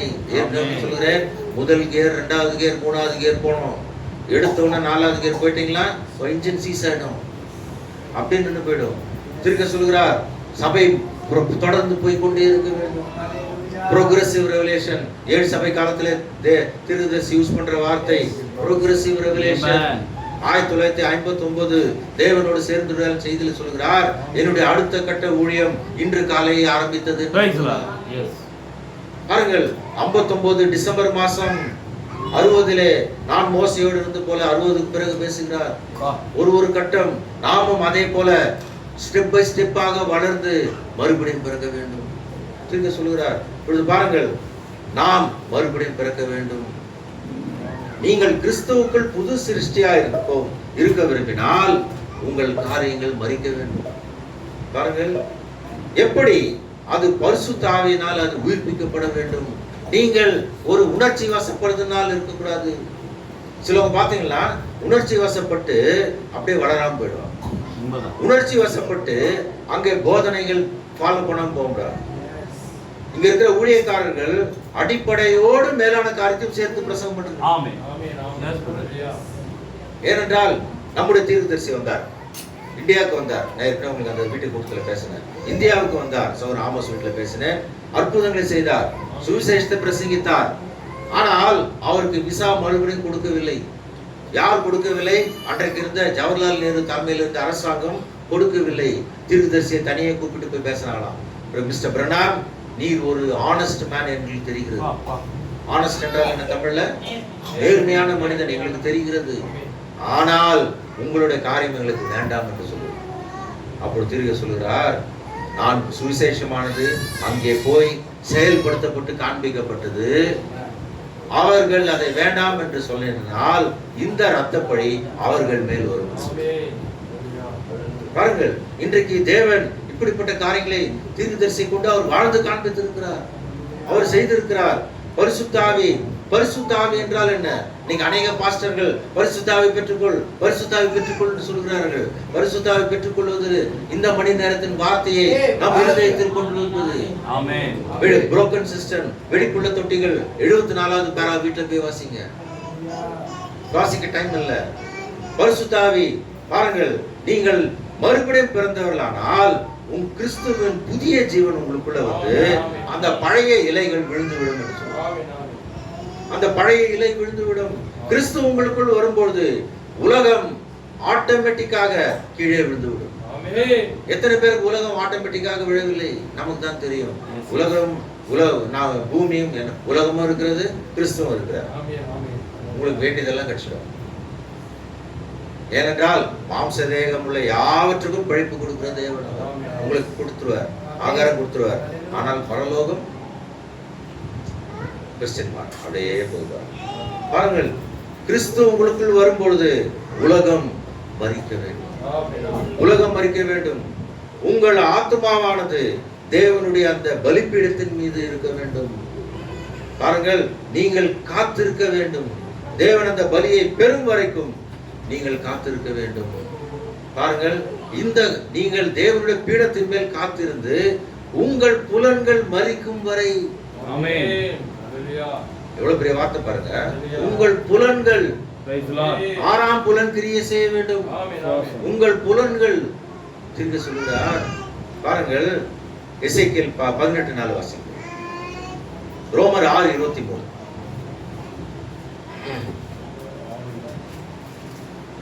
ரோமர் 6:23, எசேக்கியேல் 18:4 ரெண்டு பேரும் வாசிங்க. வாசிங்க. பாவத்தின் சம்பளம் மரணம். ஸ்ரீதர் பிரதர் வாசிங்க. எனக்கு மனோபரம் கூட பாவத்தின் சம்பளம் மரணம். ஏன்னா அவர் தான் பாஸ்டர். வாசிங்க. பாவத்தின் சம்பளம், பாருங்கள், பாவத்தின் சம்பளம் மரணம். தேவனுடைய கிருபை வரமே நம்முடைய கர்த்தராகிய இயேசு கிறிஸ்துவினால் உண்டான நித்திய ஜீவன். பாருங்கள், கர்த்தராகிய இயேசுவினால். எசேக்கியேல் 18:4 எடுத்துங்க. 4 பாருங்கள், நம்முடைய ஆத்துமாவை இதோ எல்லா ஆத்துமாக்களும் என்னுடையவைகள், எல்லா ஆத்துமாக்களும் என்னுடையவைகள். தகப்பனின் ஆத்துமா எப்படியோ அப்படியே மகனின் ஆத்துமாவும் என்னுடையது. நம்ம இயேசு இயேசு என்று சொல்கிறோம், ஆனால் இயேசுடைய கேரக்டர் நம்மகிட்ட இருக்கிறதா? நம்முடைய தகப்பனாகிய இயேசுவின் கேரக்டர் நம்மிடம் இருக்கிறதா? ஆனால் இயேசு இயேசு இல்லை என்றால் மத்தேயு 7:22 தான் நம்ம கதி. இப்படி இல்லை. நாம் ஸ்தாபனத்தை பார்த்து பேசிக் கொண்டிருக்கிறோம். செய்யக்கூடாது என்று தெரிந்தும் செய்வதுதான் அக்கிரமம். சபைக்கு கரெக்டாக வர வேண்டும், உங்கள் தசமாலை கரெக்டாக கொடுக்க வேண்டும், உங்கள் கடன்களை கரெக்டாக கொடுக்க வேண்டும். பாருங்கள், அநேக காரியங்கள் நான் பேச டைம் இல்லை. இல்லைன்னா உங்க பாஸ்டர் போய் அனுப்பிடுவார் வெளியே, டைம் ஆயிடுச்சு. அநேக அடிப்படை காரியங்கள் இருக்கிற செய்தியில எல்லாமே இந்த புஸ்தகங்கள் இருக்கிறது. ஒரு பேராலையும் ஒரு அறிவுரை தீர்க்கதரிசி சொல்லுகிறார். ஒரு அறிவுரை. பிசாசுக்கு எதிர்த்து நில்லுங்கள். தீர்க்கதரிசி எப்படி சொல்றாரு? வழி விட்டுறான், அவன் போயிடுவான். நம்ம தீர்க்கதரிசி சொல்லி கொடுத்திருக்காரு. பாருங்கள், நம்முடைய தீர்க்கதரிசி கற்றுக் கொடுத்த இந்த வார்த்தைகளை கை கொள்ளும் பொழுது நீங்கள் கேட்பது உங்களுக்கு கிடைப்போம், நீங்கள் செழிப்பீர்கள். நான் சொல்லவில்லை, வசனம் சொல்கிறது. தீர்க்கதரிசியை நம்பும் ஜனம் சித்தி பெறும். சித்தி என்றால் என்ன? செழிப்பு பெறும். பூமியிலும் செழிப்பு, பரலோகத்திலும் செழிப்பு. உங்களுக்கு சில ஆசீர்வாதங்கள் தடைப்பட்டு இருக்கிறது என்றால் நம்மை நிதானிக்க வேண்டிய சூழ்நிலை இருக்கு. அடிப்படை காரியங்கள் கரெக்டா இருக்கிறோமா? இல்ல தேவன் சாப்பாடு மட்டும் கரெக்டா கிடைச்சிடும், ஆனா அதையும் கஷ்டப்பட்டு இருப்ப. நீ அடிப்படையில் சரியாக இருந்தால் கண்டிப்பாக தேவனுடைய தீர்க்க சொல்கிறார். நான் ப்ராஃபட் சொல்லதான் உங்களுக்கு சொல்றேன். இந்த வேதத்தின் வாக்குத்தத்தங்களை நம்முடைய விரல்களில் புரட்டி கொண்டே இருக்கிறோமே தவிர அந்த வாக்குத்தத்தங்களை எடுத்து நாம் இருதயத்தில் வைப்பதில்லை. பாருங்கள், நாம் கை விரல்களில் புரட்டுகிறோம். பைபிள் படிச்சுட்டு இப்படி செய்கிறேன். காலை எழுந்தவுடன் தீர்க்கதரிசி என்ன சொல்கிறார்? வேதம் வாசித்து ஜெபம் செய்ய சொல்கிறார். இரவு படுக்கும் பொழுது என்ன செய்ய சொல்கிறார்? செல்போன் பார்த்துட்டு படு என்று சொன்னாரா? இல்ல ரீல்ஸ் பார்த்துட்டு படு என்று சொன்னாரா? என்ன சொன்னார் தீர்க்கதரிசி? சங்கீதத்தை வாசி. ஒரு இடத்துல சொல்றாரு, சங்கீதம், ஒரு சங்கீதத்தை வாசித்து தூங்குங்க. ஆனா ரீல்ஸ பார்த்துட்டு இருக்கிறோம். பாருங்க, REEL ரீல் வேண்டாங்க, REAL ரியல் வேதாந்தம். ஆனால் ரீலுக்கு தானே ரீல் சொல்றோம் இல்லையா? என்னடா ரொம்ப ரீல் விடுறடா நீ. இன்னைக்கு ரீல்ஸை பார்த்து ரீல் ஆகி போயிட்டு இருக்கு நம்ம வாழ்க்கை. ரீல்ஸ்ல என்ன இருக்கிறது? டான்ஸ் ஆடுறதா இருக்கிறது, உலகம் தான் இருக்கிறது. நான் நியூஸ் சேனலே பாக்குறது இல்லை, தெரியுமா உங்களுக்கு? நியூஸ் சேனல் எல்லாம் காசு வாங்கி கொண்டு ஒரு சார்பாக தான் நியூஸ் கொடுக்குறாங்க. அதுக்கு பெட்டர் பேப்பர் படிச்சுட்டு போயிடும். நீங்க நிறைய பேர் நியூஸ்ன்ற போர்வையில அப்படியே பார்க்கணும். நியூஸ் அப்படியே இந்த சேனல் அந்த சேனல் அந்த சேனல் அந்த சேனல் 2 மணி நேரம் போயிடுச்சு. பாருங்கள், தேவனுடைய கற்பனைகள் பாரமானவைகளும் அல்ல, லேசானவைகள். யோவான் சொல்கிறான், 1 யோவான்ல இருக்கிறது, அது பாரமானதல்ல, ஈஸி. ஆரம்பத்துல கொஞ்சம் கஷ்டமா இருக்கும், போக போக அது உங்க வாழ்க்கையா மாறிடும். இப்படிப்பட்ட ஒரு வாழ்க்கை இருக்கும்போதுதான் உங்களுக்கு ஆசீர்வாதம். இந்த ஆசீர்வாதங்களை பிரசங்கிப்பதில்லை. உங்களை மேய்ச்சல் இருக்க வைத்து விட்டு போய் கொண்டிருக்கிறார். நான் இங்க இருக்கிற பாஸ்டர் சொல்ல, யாரும் சொல்ல, ஜெனரலா பேசுறேன். பாருங்கள், எசேக்கியேல் தெளிவா பேசுறாரு. பாருங்க, தகப்பனின் சுவாபம் மகனுக்கு இருக்க வேண்டும். நம்முடைய தகப்பனாகிய இயேசு கிறிஸ்துவின் சுவாபம் நமக்கு இருக்க வேண்டும். ஆமென் என்று சொல்கிறார். அப்பொழுதுதான் உங்கள் பலியானது ஏற்றுக்கொள்ளப்படும். பாருங்கள், அப்பொழுதுதான் நீங்கள் நான் ஒரு காரியம் சொல்றேன், அது நான் ப்ராஃபட் சொன்னதாங்க, நான் சொல்லுங்க. நீங்கள் உலகத்தில் காரியங்களிலும் உலகத்தையும் நீங்கள் நேசித்தால் நீங்கள் இன்னும் ஒரு பன்றியாக இருக்கிறீர்கள். உண்மை உண்மை. நான் சொல்லுங்க, சௌரம் பிரணாம். உண்மை உண்மை உண்மை. ஆமென். உங்க லோக்கல் பாஷையில நீ பன்னியா இருக்கிற. You are a swine. You are a pig. If you still love the world and things of the world, you are a pig.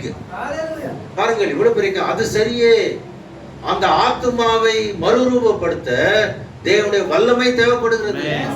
தேவனுடைய வல்லமை இருந்தால் தான் நாம் இந்த உலகத்தின் காரியங்களை விட்டு நம்முடைய சுயம் செத்து போய் வருவோம். சுயம் நான் ப்ராஃபட் சொல்லுகிறார், பரிபூர்ண பலனத்துல பரம்பூர்ண பலன்ல நான் செய்யறேன்னு முந்தி போனா தேவன் செய்ய மாட்டான். அதுவும் தீர்க்க சொல்லதான் உங்களுக்கு சொல்றேன். நான் செய்யறேன் ஆண்டவரே, நீ உரம் கட்ட போயிட்டு. ஆனால் ஓடுறான் பாரு, அவனை பிடிச்சி பாரு. மோசே என்ன செய்தான்? ஓடி விட்டான். எத்ரோ கிட்ட போயிட்டான். சந்தோஷமா நான் காலையில எழுந்த உடனே என்ன தேவனுடைய எஃப்எம் ரேடியோ கேட்கிறோம். இது ப்ராஃபட் சொல்லுறாரு, தேவனுடைய ரேடியோ இது ரீல்ஸா, இன்ஸ்டாகிராமா, பேஸ்புக்கா? தேவனுடைய ரீல் இது, ரேடியோ இது காலையில பாடுகிற பறவைகளின் சத்தம். ப்ராஃபட் சொல்றாங்க, காட்ஸ் ரேடியோ. எத்தனை பேர் அந்த ரேடியோ கேட்கிறோம்? அந்த நேரத்துல ஆழமா தூங்குறோம். நம்ம ஒரு ஊழியக்காரன் காலையில எழுந்துக்கணும். ஊழியக்காரன் என்ன பண்றான்? நைட் எல்லாம் முடிச்சுட்டு என்ன டெவில்ஸ் கூட போட்டி போட்டு காலைல தூங்கிடுறான். வேலைக்கு போயிட்டு வந்தா அது டயர்டு இருப்பான். நான் தப்பு சொல்ல. அதிகாலையில் தேடுகிறவர்கள் என்னை திரும்ப சொல்கிறார் தேவனுடைய ரேடியோ.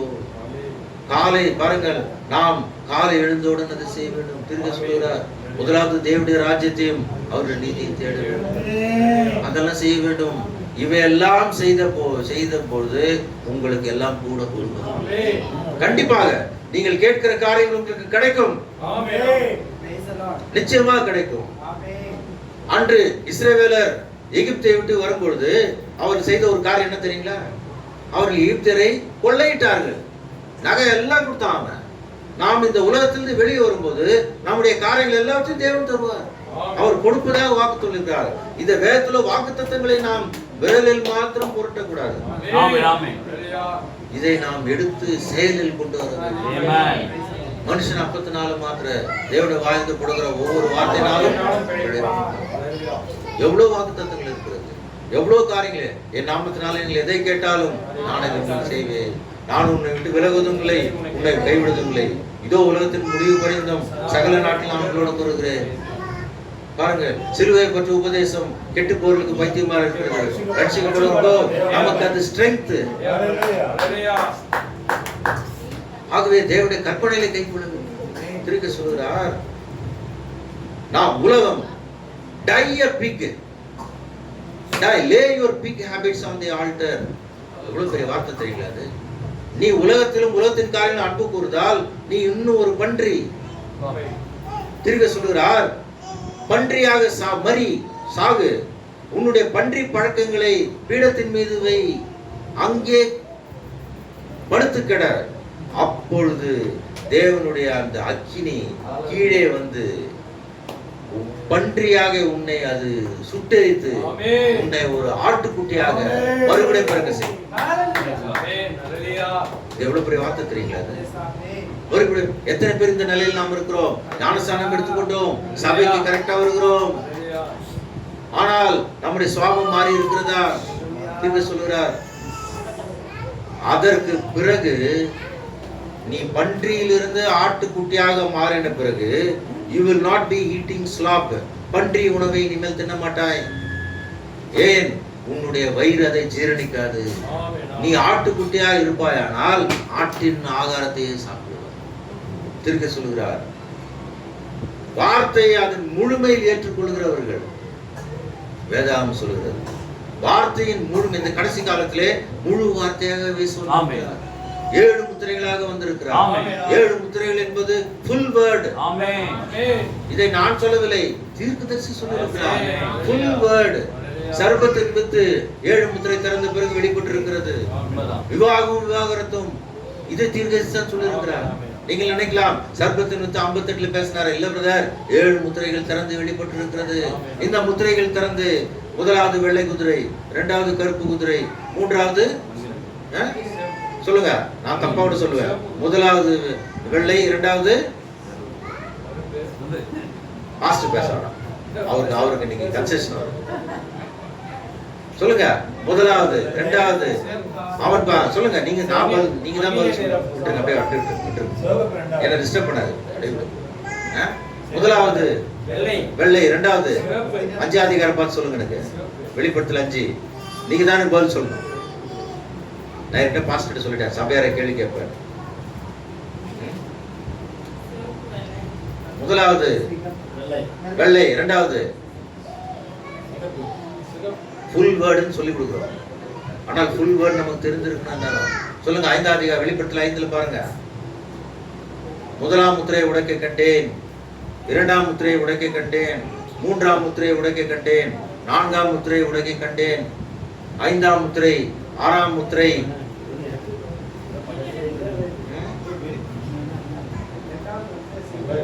2வது சிகப்பு.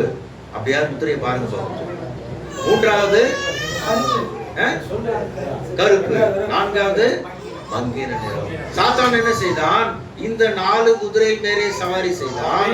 இன்றைக்கு தீர்க்கதரிசி முத்திரைகளை திறந்து அவனுடைய முகமுடியை கிழித்தார். சர்ப்பத்தின் முத்து தெரிகிறதா? பாருங்கள், இன்றைக்கு அந்த முழு வார்த்தை வந்திருக்கிறது. இந்த முழு வார்த்தையை பெற்றால் தான் பரலோகம்.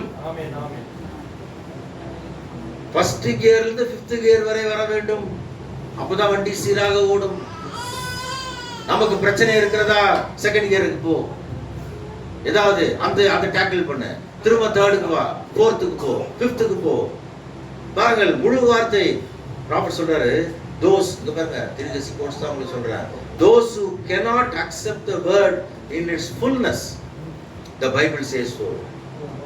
Those who accept is free. அந்த முழு வார்த்தையை ஏற்றுக்கொள்கிறவர்கள் விடுதலையாக இருக்கிறார்கள். ஏனென்றால் அந்த வார்த்தை ஏற்கனவே அது நியாயம் தீர்க்கப்பட்டு விட்டது.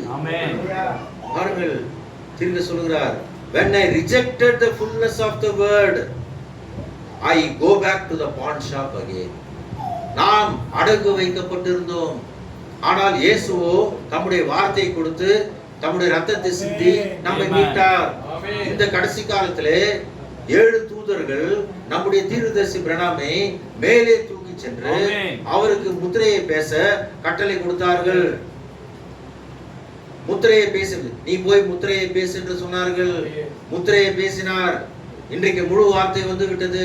இந்த முழு வார்த்தையை ஏற்றுக்கொள்ளவில்லை என்றால் மறுபடியும் அடகு கடையில் போய்விடுகிறது. ஆகிய அருமை சகோதரிகளே, வார்த்தை அதிகமா தியானிங்க. வார்த்தையை தியானிங்க. பாருங்கள், நீ போகையிலும் ஆசீர்வதிக்கப்பட்டிருப்பாய், வருகையில் ஆசீர்வதிக்கப்பட்டிருப்பாய். நீ வார்த்தையை சிந்தையில் கொண்டிருப்பாயானால் உன்னுடைய காரியங்கள் வாய்க்கும். வார்த்தையின் முழுமை, ஃபுல் வேர்ட். பிரச்சனை பாத்தீங்களா? நமக்கு ஃபுல் வேர்டே இல்ல. 5ஆம் அதிகாரத்தை தேடுறீங்க எல்லாரும். ஃபுல் வேர்ட் 63க்கு அப்புறம் எல்லாம் முத்திரை சார்ந்துதான் செய்தி. நாம் செய்தியை பிரிக்கவில்லை. தேவன் ஒரு கட்டமாக ஒரு ப்ராசஸாக கொண்டு வருகிறார். 47 இருந்து 59, 59 62, 63 இருந்து 65. full word. If you reject the full word, நீ அடகு கடைக்கு சென்று விடுவாய். திரும்ப சொல்றார், ஒரே ஒரு வாசல் தான் இருக்கிறது. அந்த வாசல் என்ன? உன்னுடைய சுயம். நீதான் உனக்கு பாஸ். நீ மனம் வைத்தால் இயேசுவை உள்ளே செல்ல விடுவாய். இல்லை என்றால் தேவனுடைய நியாய தீர்ப்பின் சிங்காசனம் உன்மேல் வரும். பாருங்க, எவ்வளவு பெரிய வார்த்தை பாருங்க. நம்ம சாதாரணமான சொல்ற இந்த வார்த்தையை நாம் அவரை அனுமதிக்க வேண்டும். அவர் உள் வரும்படிக்கு நாம் அனுமதிக்க வேண்டும். நீங்கள் உலகத்தில் இருந்தால் இப்படிதான் திரும்ப சொல்கிறார். ஆகவே திரும்ப 1 கொரிந்தியர் 11 வாசிங்க. இதோட முடித்து விடுகிறேன். என்றால் நான் பேசின செய்தி மிக கடினமான ஒரு செய்தி. உங்கள் பிரசங்கி மாதிரி என்னால உங்க மெய்சில் வைக்க முடியல. நான் சொல்லிட்டே இருக்கேன் வாசிச்சோம். இன்னைக்கு நான் வேற மாதிரி பிரசங்கம் பாருங்க. இந்த வசனம் நம்ம நாளைக்கு எழுத உடனே மனப்பாடமா சொல்லணும். காட்சன் கூட சொல்லணும் மனப்பாடமா. நீ கண்டிப்பா சொல்லுவீங்க, தெரியும். நீங்க நம்மை நாமே நம்ம செய்ய வேண்டிய முதல் கட்டம் என்ன? நம்மை நிதானிக்க வேண்டும். ஆனா பிரச்சனை என்ன? நம்ம நிதானிக்கிறதே கிடையாது. மத்தவங்க அவன் பாரு இவனை பாரு நீ போக மாட்ட. நான் உங்களை பயமுறுத்தவில்லை. தேவனுடைய கற்பனைகள் எப்படி இருக்கிறது என்று சொல்ல வருகிறேன். தீர்க்கதரிசி வார்த்தையை கொண்டு நம்மை நாமே நிதானிக்க வேண்டும். நீங்கள் கம்யூனியன் எடுப்பதற்கு முன்பாக நம்மை நிதானிக்க, நம்மை நாம் நிதானிக்க வேண்டும். நம்மை நாம் நிதானிப்போம் என்றால் நமக்கு நியாயம் தீர்ப்பு. அநேக காரியங்களை பேசலாம் என்று வந்தேன். ஓரளவுக்கு தான் நான் உங்களுக்கு ஸ்டஃப் கொடுக்கணும், அதற்கு மேலே கொடுக்கக்கூடாது. உங்கள் மைண்ட் ஏற்றுங்க. இந்த மைண்டு இதே நீங்கள் தியானிச்சிங்கன்னா போதும், செய்தியில் வளர்ந்துருக்கும். ஏனென்றால் என் சொந்த வார்த்தை எதுவுமே நான் பேசல. 98% ப்ராஃபிட் சொன்னதான் அவங்க சொல்லியிருக்கிறேன். 2% தான் அவங்க எக்ஸ்ட்ரா. பாஸ்டர் மனவா அமைதியாக இருக்குன்னு சொல்லுது, நீங்கள் அமைதியாக இருக்குன்னு சொல்லுது, அதான் எக்ஸ்ட்ரா. வேற எதுவுமே பேசல, எல்லாம் 98%. இப்போ பாருங்கள், ஸோ அவர் வந்து சொன்னார், ஏன்னா சில கேள்வியெல்லாம் கேட்டேன், நான் போய் வீட்டில் சொல்ல வராத. இப்போ பாருங்கள், மைக் இருக்கிறது கொடுங்க. என்ன அருமை சகோதர சகோதரிகளே, எத்தனை பேருக்கு ஆசீர்வாதம் வேணும்? கை தூக்குங்க. எத்தனை பேருக்கு வேணும்? கை தூக்குங்க. தேவன் பாது கொடுப்பாரு. இப்ப நான் வாய்ஸ் ஒன்று போடுவேன், அதை நான் தமிழ்லயும் சொல்லுவேன். ஆசீர்வாதம் எங்க இருக்கு பாருங்க. இதை நீங்க கேட்டீங்கன்னா உங்க பேச்சையே மாத்திருவீங்க. ஆனா தொடர்ந்து நீங்க பழைய மாதிரி இருந்தீங்கன்னா தேவன் கணக்கு. இப்பொழுது பிரதர் ஜேம்ஸ் ஸ்ரீதர், அந்நிய பாஷை என்றால் என்ன? சும்மா பதில் பிறகு எழுதி கூட சொல்லலாம், உதவி செய்யலாம் எங்களுக்கு.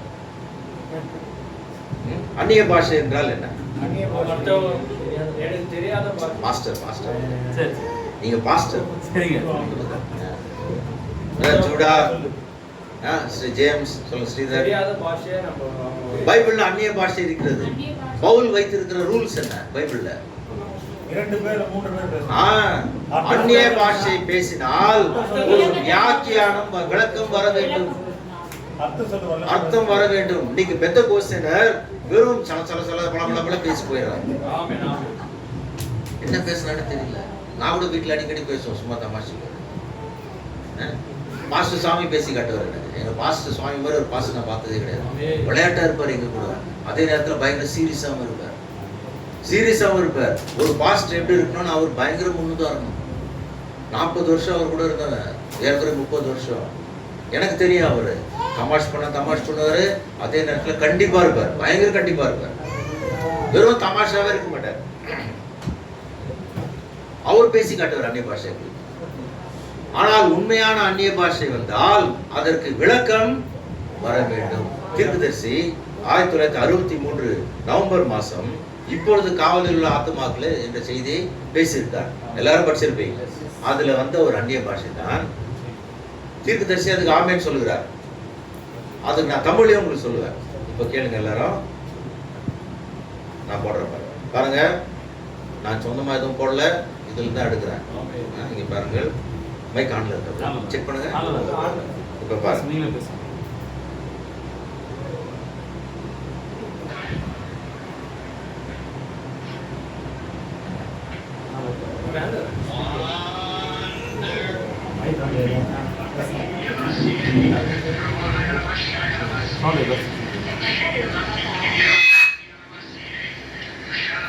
அந்நிய பாஷை இதெல்லாம் புரியுதாமா உங்களுக்கு?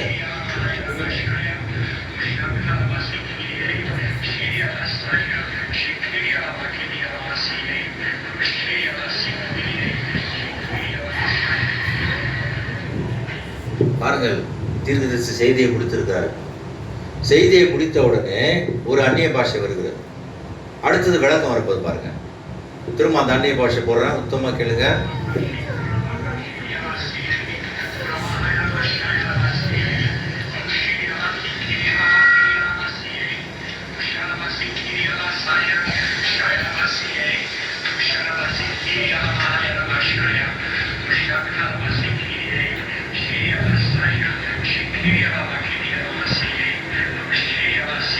அந்நிய பாஷை வந்துருச்சு.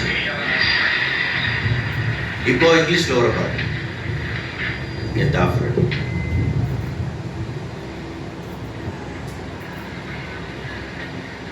நான் சொல்லும்போது கொடுக்குறேன்.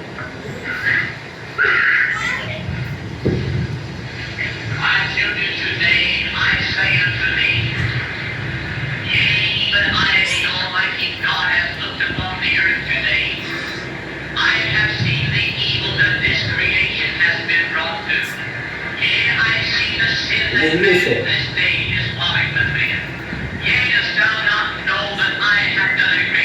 English मागे.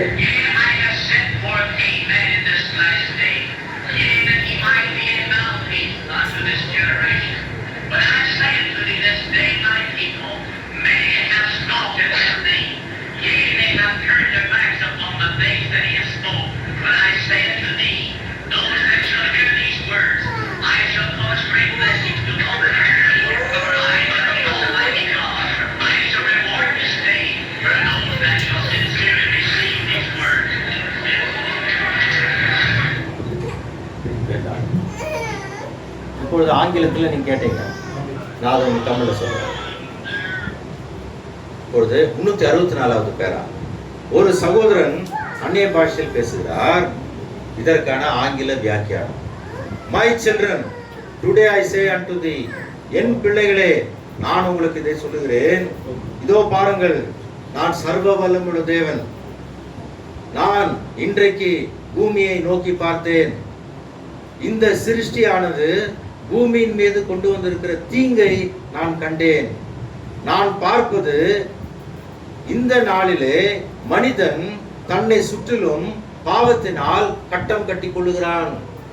He is walling within. Walling within என்றால் பாவத்தினாலே தன்னை மூடிக்கொள்ளுகிறான். Walling within. Yes. Dost thou know that I have done a great thing for thee? ஏ மனிதனே, நான் உனக்கு ஒரு பெரிய காரியத்தை செய்திருக்கிறேனே, உனக்கு தெரியாதா? பரிசுத்த ஆவியானவர் கேட்கிறார், பெரிய காரியத்தை உனக்கு செய்திருக்கிறேனே, உனக்கு தெரியாதா?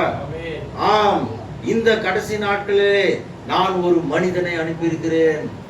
பாருங்க, I have sent forth a man in this last day that he might be a mouthpiece unto this generation. இந்த சந்ததிக்கென்று அவன் ஒரு மவுத்பீஸ் ஆக, என்னுடைய வாயாக அவன் இருக்கும்படி அனுப்பியுள்ளேனே. பரிசுத்த ஆவி கேட்கிறார் எல்லாரையும், நம்மையும் கேட்கிறார். வாய்ஸ் ஆஃப் காட்ல தெளிவா போட்டிருக்காங்க. வீட்டுல போய் இங்கிலீஷ்ல படிங்க, தமிழ்ல இருக்காது. mouthpiece unto me, இங்க பாருங்க. but I say unto thee, நான் உங்களுக்கு சொல்லுகிறேன், என் ஜனங்களே. ஏன்னா நம்மள யெகோவாவின் பிள்ளைகள், இயேசுவின் பிள்ளைகள். என் ஜனங்களே, அநேகர் இந்த பெயரை பரியாசம் செய்து கொண்டிருக்கிறார்கள். எந்த பெயர்? எந்த பெயர்? பிரணாமுடைய பெயர். many are scoffing this name. எடுத்துட்டோம் அப்படியே. many are scoffing this name. அநேகர் இதை பரியாசம் செய்து கொண்டிருக்கிறார்கள். பிரணாமா, அது குடிகாரன் பேராச்சே. பிரணாம், சார்ல்ஸ் பிரணாம் ஒரு குடிகாரர் ஆச்சே. நிறைய பேர் கேட்கிற கேள்வி. ஆனால் இயேசு சொல்றது, பரிசுத்த ஆவி சொல்றது பாருங்க, many are scoffing at this name. அநேகர் அவன் பேசினதற்கு தங்கள் முதுகை திருப்பி இருக்கிறார்கள். இது அர்த்தம் தெரியுது நமக்கு. அந்த மனுஷன் பேசின காரியங்களுக்கு முதுகை திருப்பி விட்டார்கள், முதுகை திருப்பி இருக்கிறார்கள். ஆனால் நான் உங்களுக்கு சொல்லுகிறேன், ஆசீர்வாதம் வேணும், கை தூக்குனீங்களா எல்லாரும்? நான் உங்களுக்கு சொல்லுகிறேன், இந்த வார்த்தைகளை கேட்கிறவ நீங்கள், அவர்களுக்கு, இந்த வார்த்தைகளை கேட்கிற அவர்களுக்கு பெரிய ஆசீர்வாதங்களை அவர்கள் மேல் வர பண்ணுவேன். தீர்க்கதரிசி சொன்ன எல்லாவற்றையும் கீழ்ப்படிந்தால் பெரிய ஆசீர்வாதங்கள், பூமிக்குரிய ஆசீர்வாதம், பரலோக ஆசீர்வாதம் உண்டு. இதை நான் சொல்லவில்லை, பரிசுத்த ஆவியானவர் பேசுகிறார். பாருங்கள், இந்த வார்த்தைகளை கேட்கிற அவர்கள் மேல் I will cause great blessings to fall upon them. நான் சர்வ வல்லமையுள்ள தேவன். இந்த வார்த்தைகளை உத்தமமாக பெறுகிறவர்களுக்கு நான் சர்வ வல்லமையுள்ள தேவன். Saith the Lord. கர்த்தர் சொல்கிறார். பாருங்க, தீர்க்கதரிசி அங்க இருக்கிறார். தீர்க்கதரிசி இருக்கும் பொழுது கர்த்தர் பேசுற வார்த்தை இது. சோ இந்த பிரணாம் என்ற மனுஷனை, அவர் அந்த மனுஷனை நீங்கள் அங்கீகரித்தால் உங்களுக்கு பெரிய ஆசீர்வாதம். பதில் வந்துருச்சுங்களா பாஸ்டர்? நான் சொன்ன கடைசியா பதில் கொடுக்குறாரு பாருங்க. ஆகவே பரிசுத்த ஆவி பேசி இருக்கிறார். ஆகவே நான் பேசின காரியங்கள்லாம் சௌரன் பிரணாம் பேசின காரியம், தேவன் சௌரன் பிரணாம் மூலமாக பேசின காரியம். நீங்கள் கேஷுவலாக நான் பேசுவதை எடுத்துக்கொள்ள வேண்டாம், சீரியஸாக எடுங்க. நம்முடைய சுயம் சாக வேண்டும். நமக்கு அந்த பொறாமை இருக்கக்கூடாது, நான் தான் கிரேட் என்ற எண்ணம் இருக்கக்கூடாது. அப்படி இருந்தால் தேவன் கிரியை செய்ய மாட்டார். நான் ஒண்ணு இல்லைன்னு விழுந்துடணும். வெறும் சரீர பிரகாரமான தாழ்மை முக்கியம் இல்ல, ஆவியில் எளிமையுள்ளவர்கள் ஆவியில் எளிமை இருக்கணும். சோ நம்மை நாம் நிதானித்தால் நியாயம் தீர்க்கப்படும். ஆகவே இந்த வசனங்களை சொல்லிக்கொண்டே இருக்கு. கர்த்தர் நமக்கு வளர செய்வார். வாய்ப்பு கொடுத்த பாஸ்டருக்கு நன்றி. ஏன்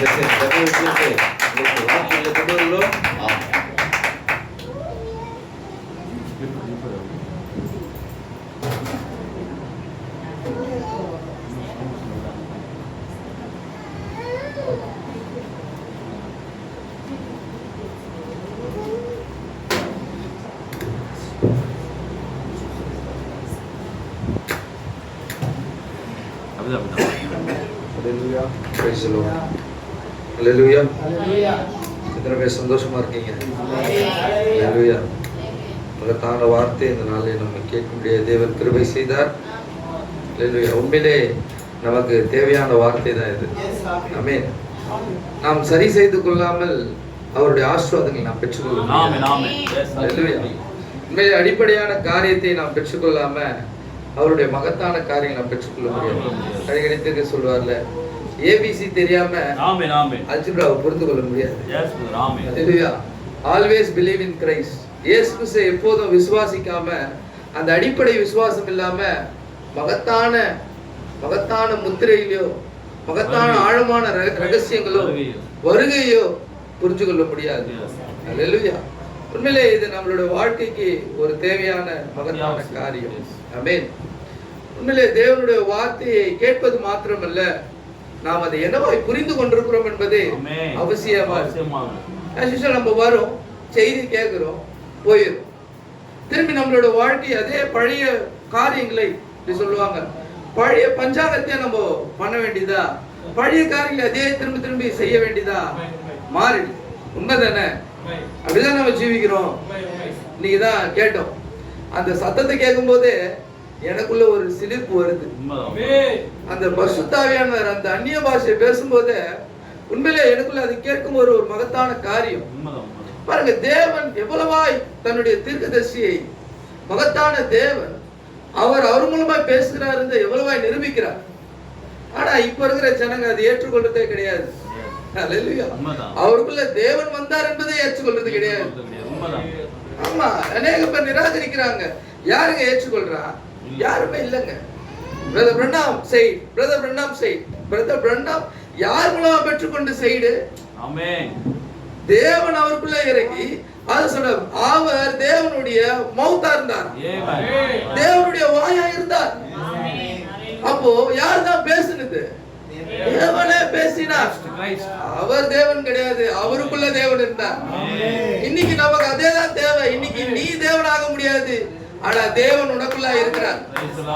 இதான் நம்ம விசுவாசிக்க வேண்டியதா இருக்கு. அல்லேலூயா. உண்மையிலே இன்னைக்கு நாம் அநேக பாவங்கள், அநேக காரியங்களை பாருங்க, அவிசுவாசமே பாவமா இருக்கு. நமக்கு தேவன் மகத்தான தீர்க்கதரிசி மூலமா சொன்னார், உன்னுடைய அவிசுவாசம் இருக்கும்போது அங்கே பாவம் இருக்கும். ஆமென். நீ முதலாவது மரிக்காத பட்சத்தில் தேவனுடைய ஆசீர்வாதத்தை பெற்றுக்கொள்ள முடியும். கோதுமை மணியாந்து நிலத்தில் விழுந்து சாகாவிட்டால் நிலைத்திருக்கும், சுத்ததையாக. அது இயேசு கிறிஸ்துக்கு மாத்திரம்தான். இன்னைக்கு நீ சாக வேண்டியதா இருக்குது. நீ சாகல, இன்னும் உன் ஜீவியத்தில் இருக்கிற பாவம் சாகல, உன்னோட பழக்க வழக்கங்கள் சாகல, உன்னோட கிரியைகள் சாகல, சுபாவங்கள் சாகல, கேரக்டர்ஸ் சாகல, குணாசிகள் சாகல. எப்படி தேவன் உன் மூலமாய் கிரியை செய்ய முடியும்? உண்மையிலே மகத்தான காரியம் என்னன்னா, எனக்கு நான் சம்மரைஸ் பண்ணணும்னா நான் எனக்கு பிடிச்ச லைனை தான் நான் பேசுவேன். அல்லேலூயா.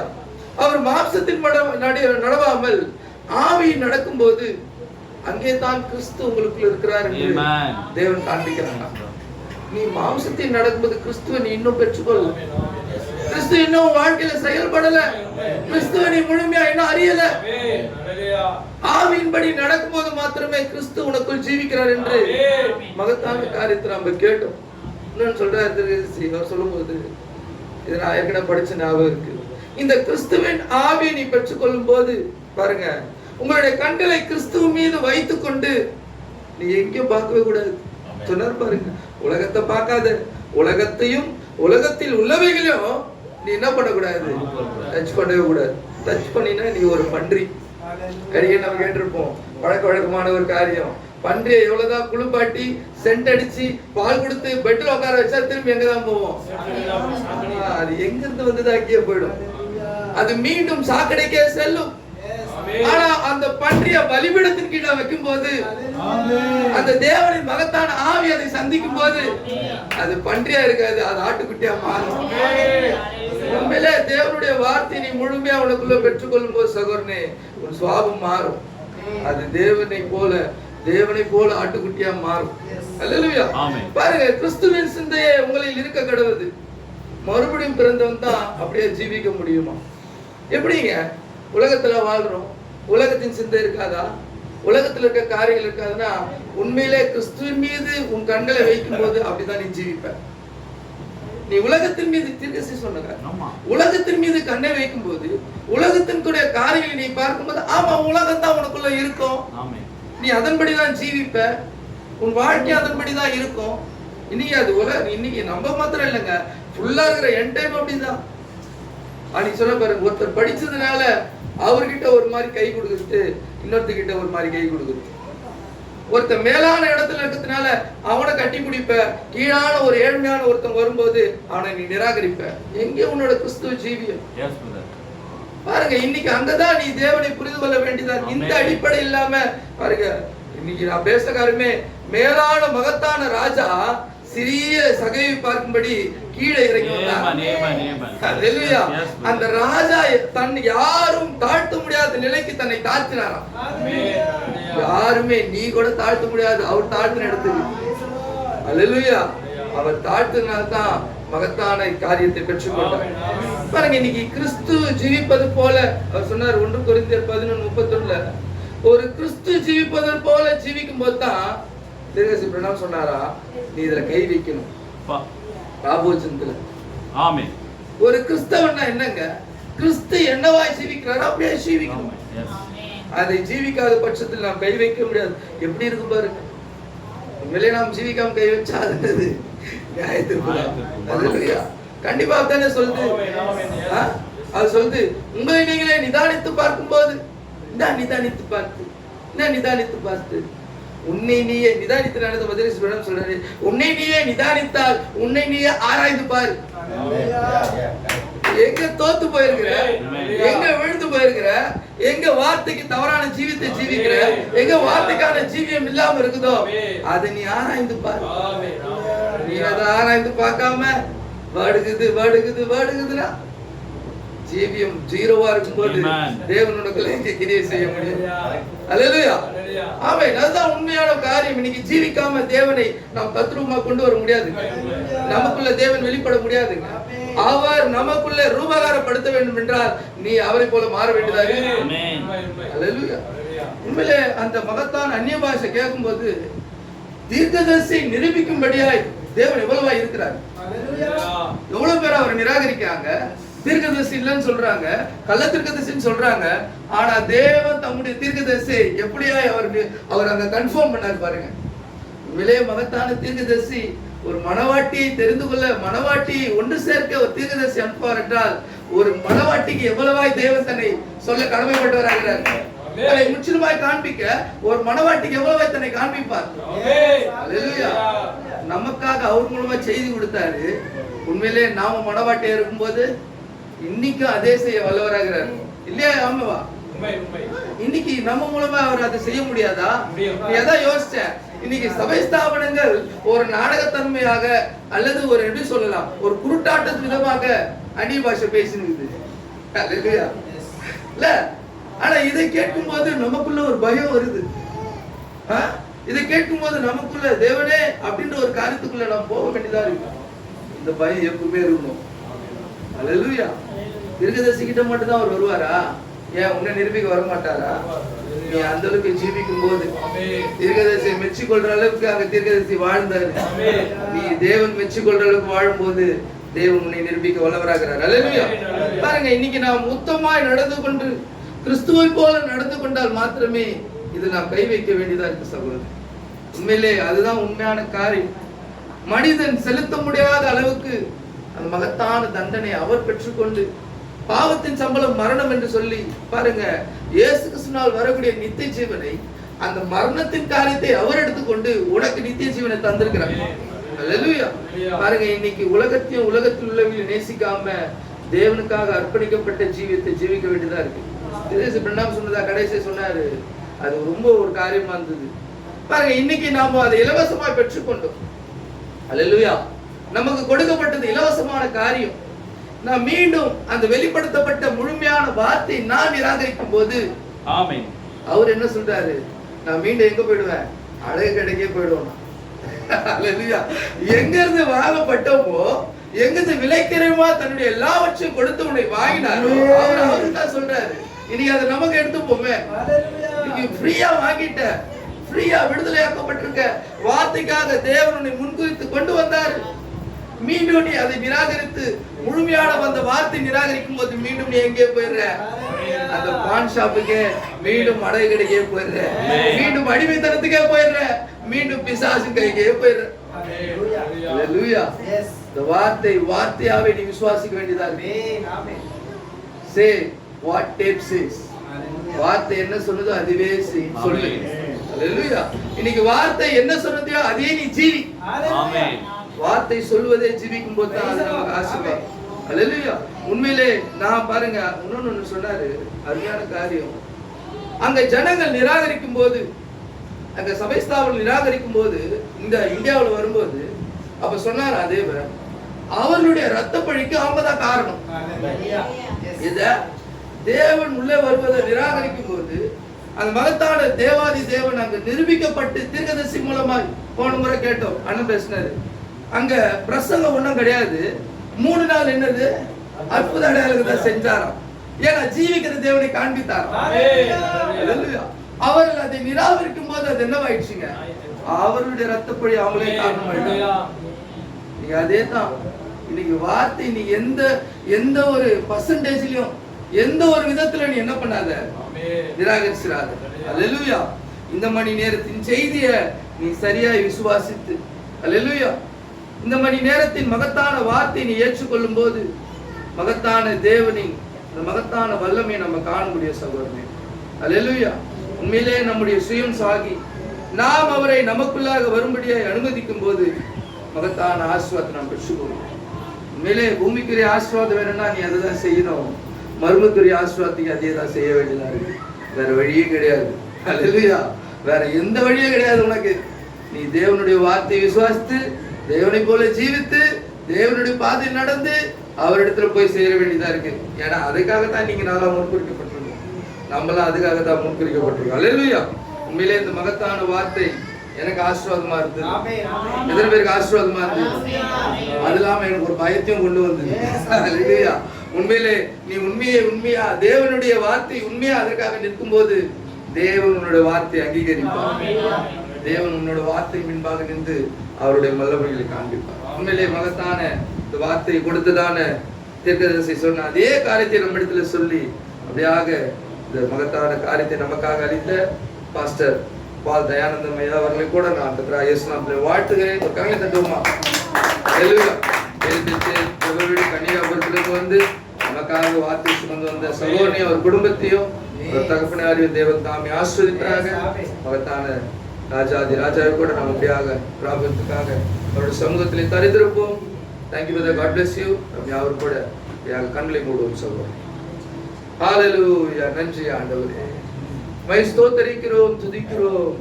ஆண்டவரே, நாங்கள் எங்கே நிற்கிறோம் என்பதை அறிந்து கொள்ளும்படியா, எங்களை நாங்கள் சீர்தூக்கி பார்க்கும்படியா, ஆண்டவரே எங்களை நாங்கள் ஆராய்ந்து பார்க்கும்படியா, ஓ நீங்களே உங்களை நிதானிக்கும் போது எங்களை நாங்கள் ஆராய்ந்து பார்க்கும் போது நாங்கள் எங்கே தவறாய் இருக்கிறோம், எங்கே நாங்கள் சரி செய்து கொள்ள வேண்டும் என்பதை தேவனே நாங்கள் அறிந்து கொள்ளும் போது ராஜா, ஓ மகத்தான தேவனின் வல்லமை காணும்படியா, மகத்தான ராஜாவின் வல்லமை நாங்கள் அறிந்து கொள்ளும்படியா, ஓ நீர் வைத்திருக்கிற கிருபைக்காக நன்றி ராஜா.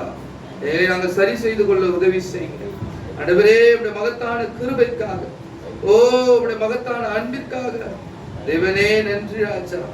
இணையில்லாத தேவனே, மகத்தான நேசரே, எங்களை முந்தி நேசித்த ஆண்டவரே, மகத்தான ரத்தத்தை சிந்தி வார்த்தை என்ற வடிவத்தில் இந்த நாளே வந்து ஆண்டவரே மனவாட்டியா எங்களை தெரிந்து கொண்டு இதோ எங்களை வழிநடத்துகிற உடைய கிருபைக்காக நன்றியோடு நன்றியோடு நன்றியோடு கொஞ்ச நேரம் வாயிலை திறந்து அந்த மாதா ராஜாவின் பந்திக்குள்ளாக செல்லும் முன்பாக நம்மை நாமே ஒப்பு கொடுப்போம்.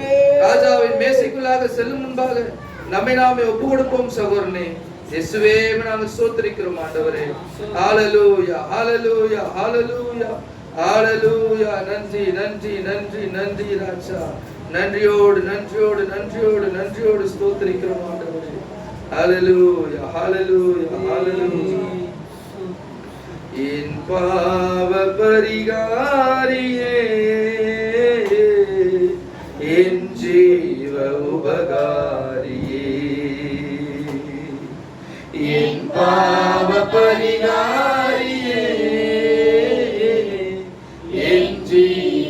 உபகாரியே இறையேசுவே மறைமாமணியே இறையாசி அருளீரையா இறையேசுவே மறைமாமணியே இறையாசி அருளீரையா என் துறையாவும் போக்கி பாவக்கரையாவும் நீக்கி என் துறையாவும் போக்கி பாவக்கரையாவும் நீக்கி பொது வாழ்வு அளித்தீரையா எனக்கு பொது வாழ்வு அளித்தீரையா என் பாவ பரிகாரியே என் ஜீவபகாரியே என் பாவ பரிகாரியே என் ஜீவபகாரியே உம் இரத்தத்தால் என்னை கழுவும் ஐயா புது ஜீவன் தரும் தேவனே உம் இரத்தத்தால் என்னை கழுவும் ஐயா புது ஜீவன் தரும் தேவனே மனமார செய்து நல்குணம் யாவும் தந்து மனமார செய்து நல்குணம் யாவும் தந்து மறுரூபமாக்கும் ஐயா என்னை மறுரூபமாக்கும் ஐயா என் பாவ பரிகாரியே என் ஜீவபகாரியே என் பாவ பரிகாரியே என் ஜீவபகாரியே அப்படியாக ராமேஸ்வரத்துக்குள்ளாக கடந்து செல்வோம். ஜெப சிந்தையோடு அப்படியாக தேவனுடைய சமூகத்திலே அர்ப்பணிக்கப்பட்ட ஒரு வாழ்வு நிதானத்தோடு நிதானத்திலோடு அப்படியாக ஆராய்ந்து நம்மை நாமே நிதானித்து பார்த்து நான் எங்கே தவறாயிருக்கிறேன் என்பதை தேவனுடைய சமூகத்தில் அறிக்கையிடுகிற சொல்கிறேன். நாம் எங்கே சரி செய்து கொள்ள வேண்டும்? தேவனுடைய கனிகள் நம்மிலே வெளிப்படுகிறதா? தேவனுடைய ஜீவனானது நம்மிலே பரிசுத்த ஆவினாலே முத்திரைக்கப்பட்டிருக்கிறதா என்பதை நாம் நிதானித்து பார்த்து நாம் இதற்குள்ளாக கடந்து செல்வோம். வேதத்தின் பகுதியிலிருந்து ஒரு பகுதியை கூட நாம் வாசிப்போம். யாவரும் ஜெபசிந்தியோடு தேவனுடைய சமூகத்திலே தேவனை நினைத்தபடியாக நீங்கள் அமர்ந்திருங்கள். நாம் ராவித்துக்குள்ளே கடந்து செல்வோம். 1 கொரிந்தியர் 11ஆம் அதிகாரத்திலிருந்து சில வசனங்களை கூட வாசிப்போம். 23 நான் உங்களுக்கு ஒப்புவித்ததை கர்த்தரிடத்தில் பெற்றுக்கொண்டேன். என்னவெனில் கர்த்தராகிய இயேசு நாம் காட்டிக் கொடுக்கப்பட்ட அந்த ராத்திரி அப்பத்தை எடுத்து ஸ்தோத்திரம் பண்ணி அதை பெற்று நீங்கள் வாங்கி புசியுங்கள். இது உங்களுக்காக பிற்கப்படுகிற என்னுடைய சரீரமாயிருக்குது. என்னை நினைவு கூறும்படி இதை செய்யுங்கள் என்றார். போஜனம் பண்ணின பின்பு அவர் அந்தபடியே பாத்திரத்தை எடுத்து அந்த பாத்திரம் என் ரத்தத்தில் ஆகிய புதிய உடன்படிக்கையா இருக்கிறது. நீங்கள் இதை பானம் பண்ணும் போதெல்லாம் என்னை நினைவு கூறும்படி இதை செய்யுங்கள் என்றார். ஆகையால் நீங்கள் இந்த அப்பத்தை புசித்து இந்த பாத்திரத்தில் பானம் பண்ணுவதெல்லாம் கர்த்தர் வருமளவும் அவருடைய மரணத்தை தெரிவிக்கிறீர்கள்.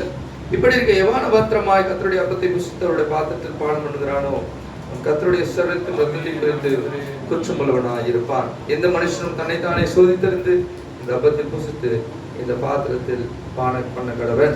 எண்ணத்தில் ஆனெனில் அபாத்திரமாய் போஜனமானம் பண்ணுகிறவன் கர்த்தருடைய சரீரம் என்னது என்று நிதானித்து அறியாததினால் தனக்கு ஆக்கினை தீர்ப்பு வரும்படி போஜனம் பானம் பண்ணுகிறான். இது நிமித்தம் உங்களில் அநேகர் பலவீனரும் வியாதியுள்ளவருமாய் இருக்கிறார்கள்.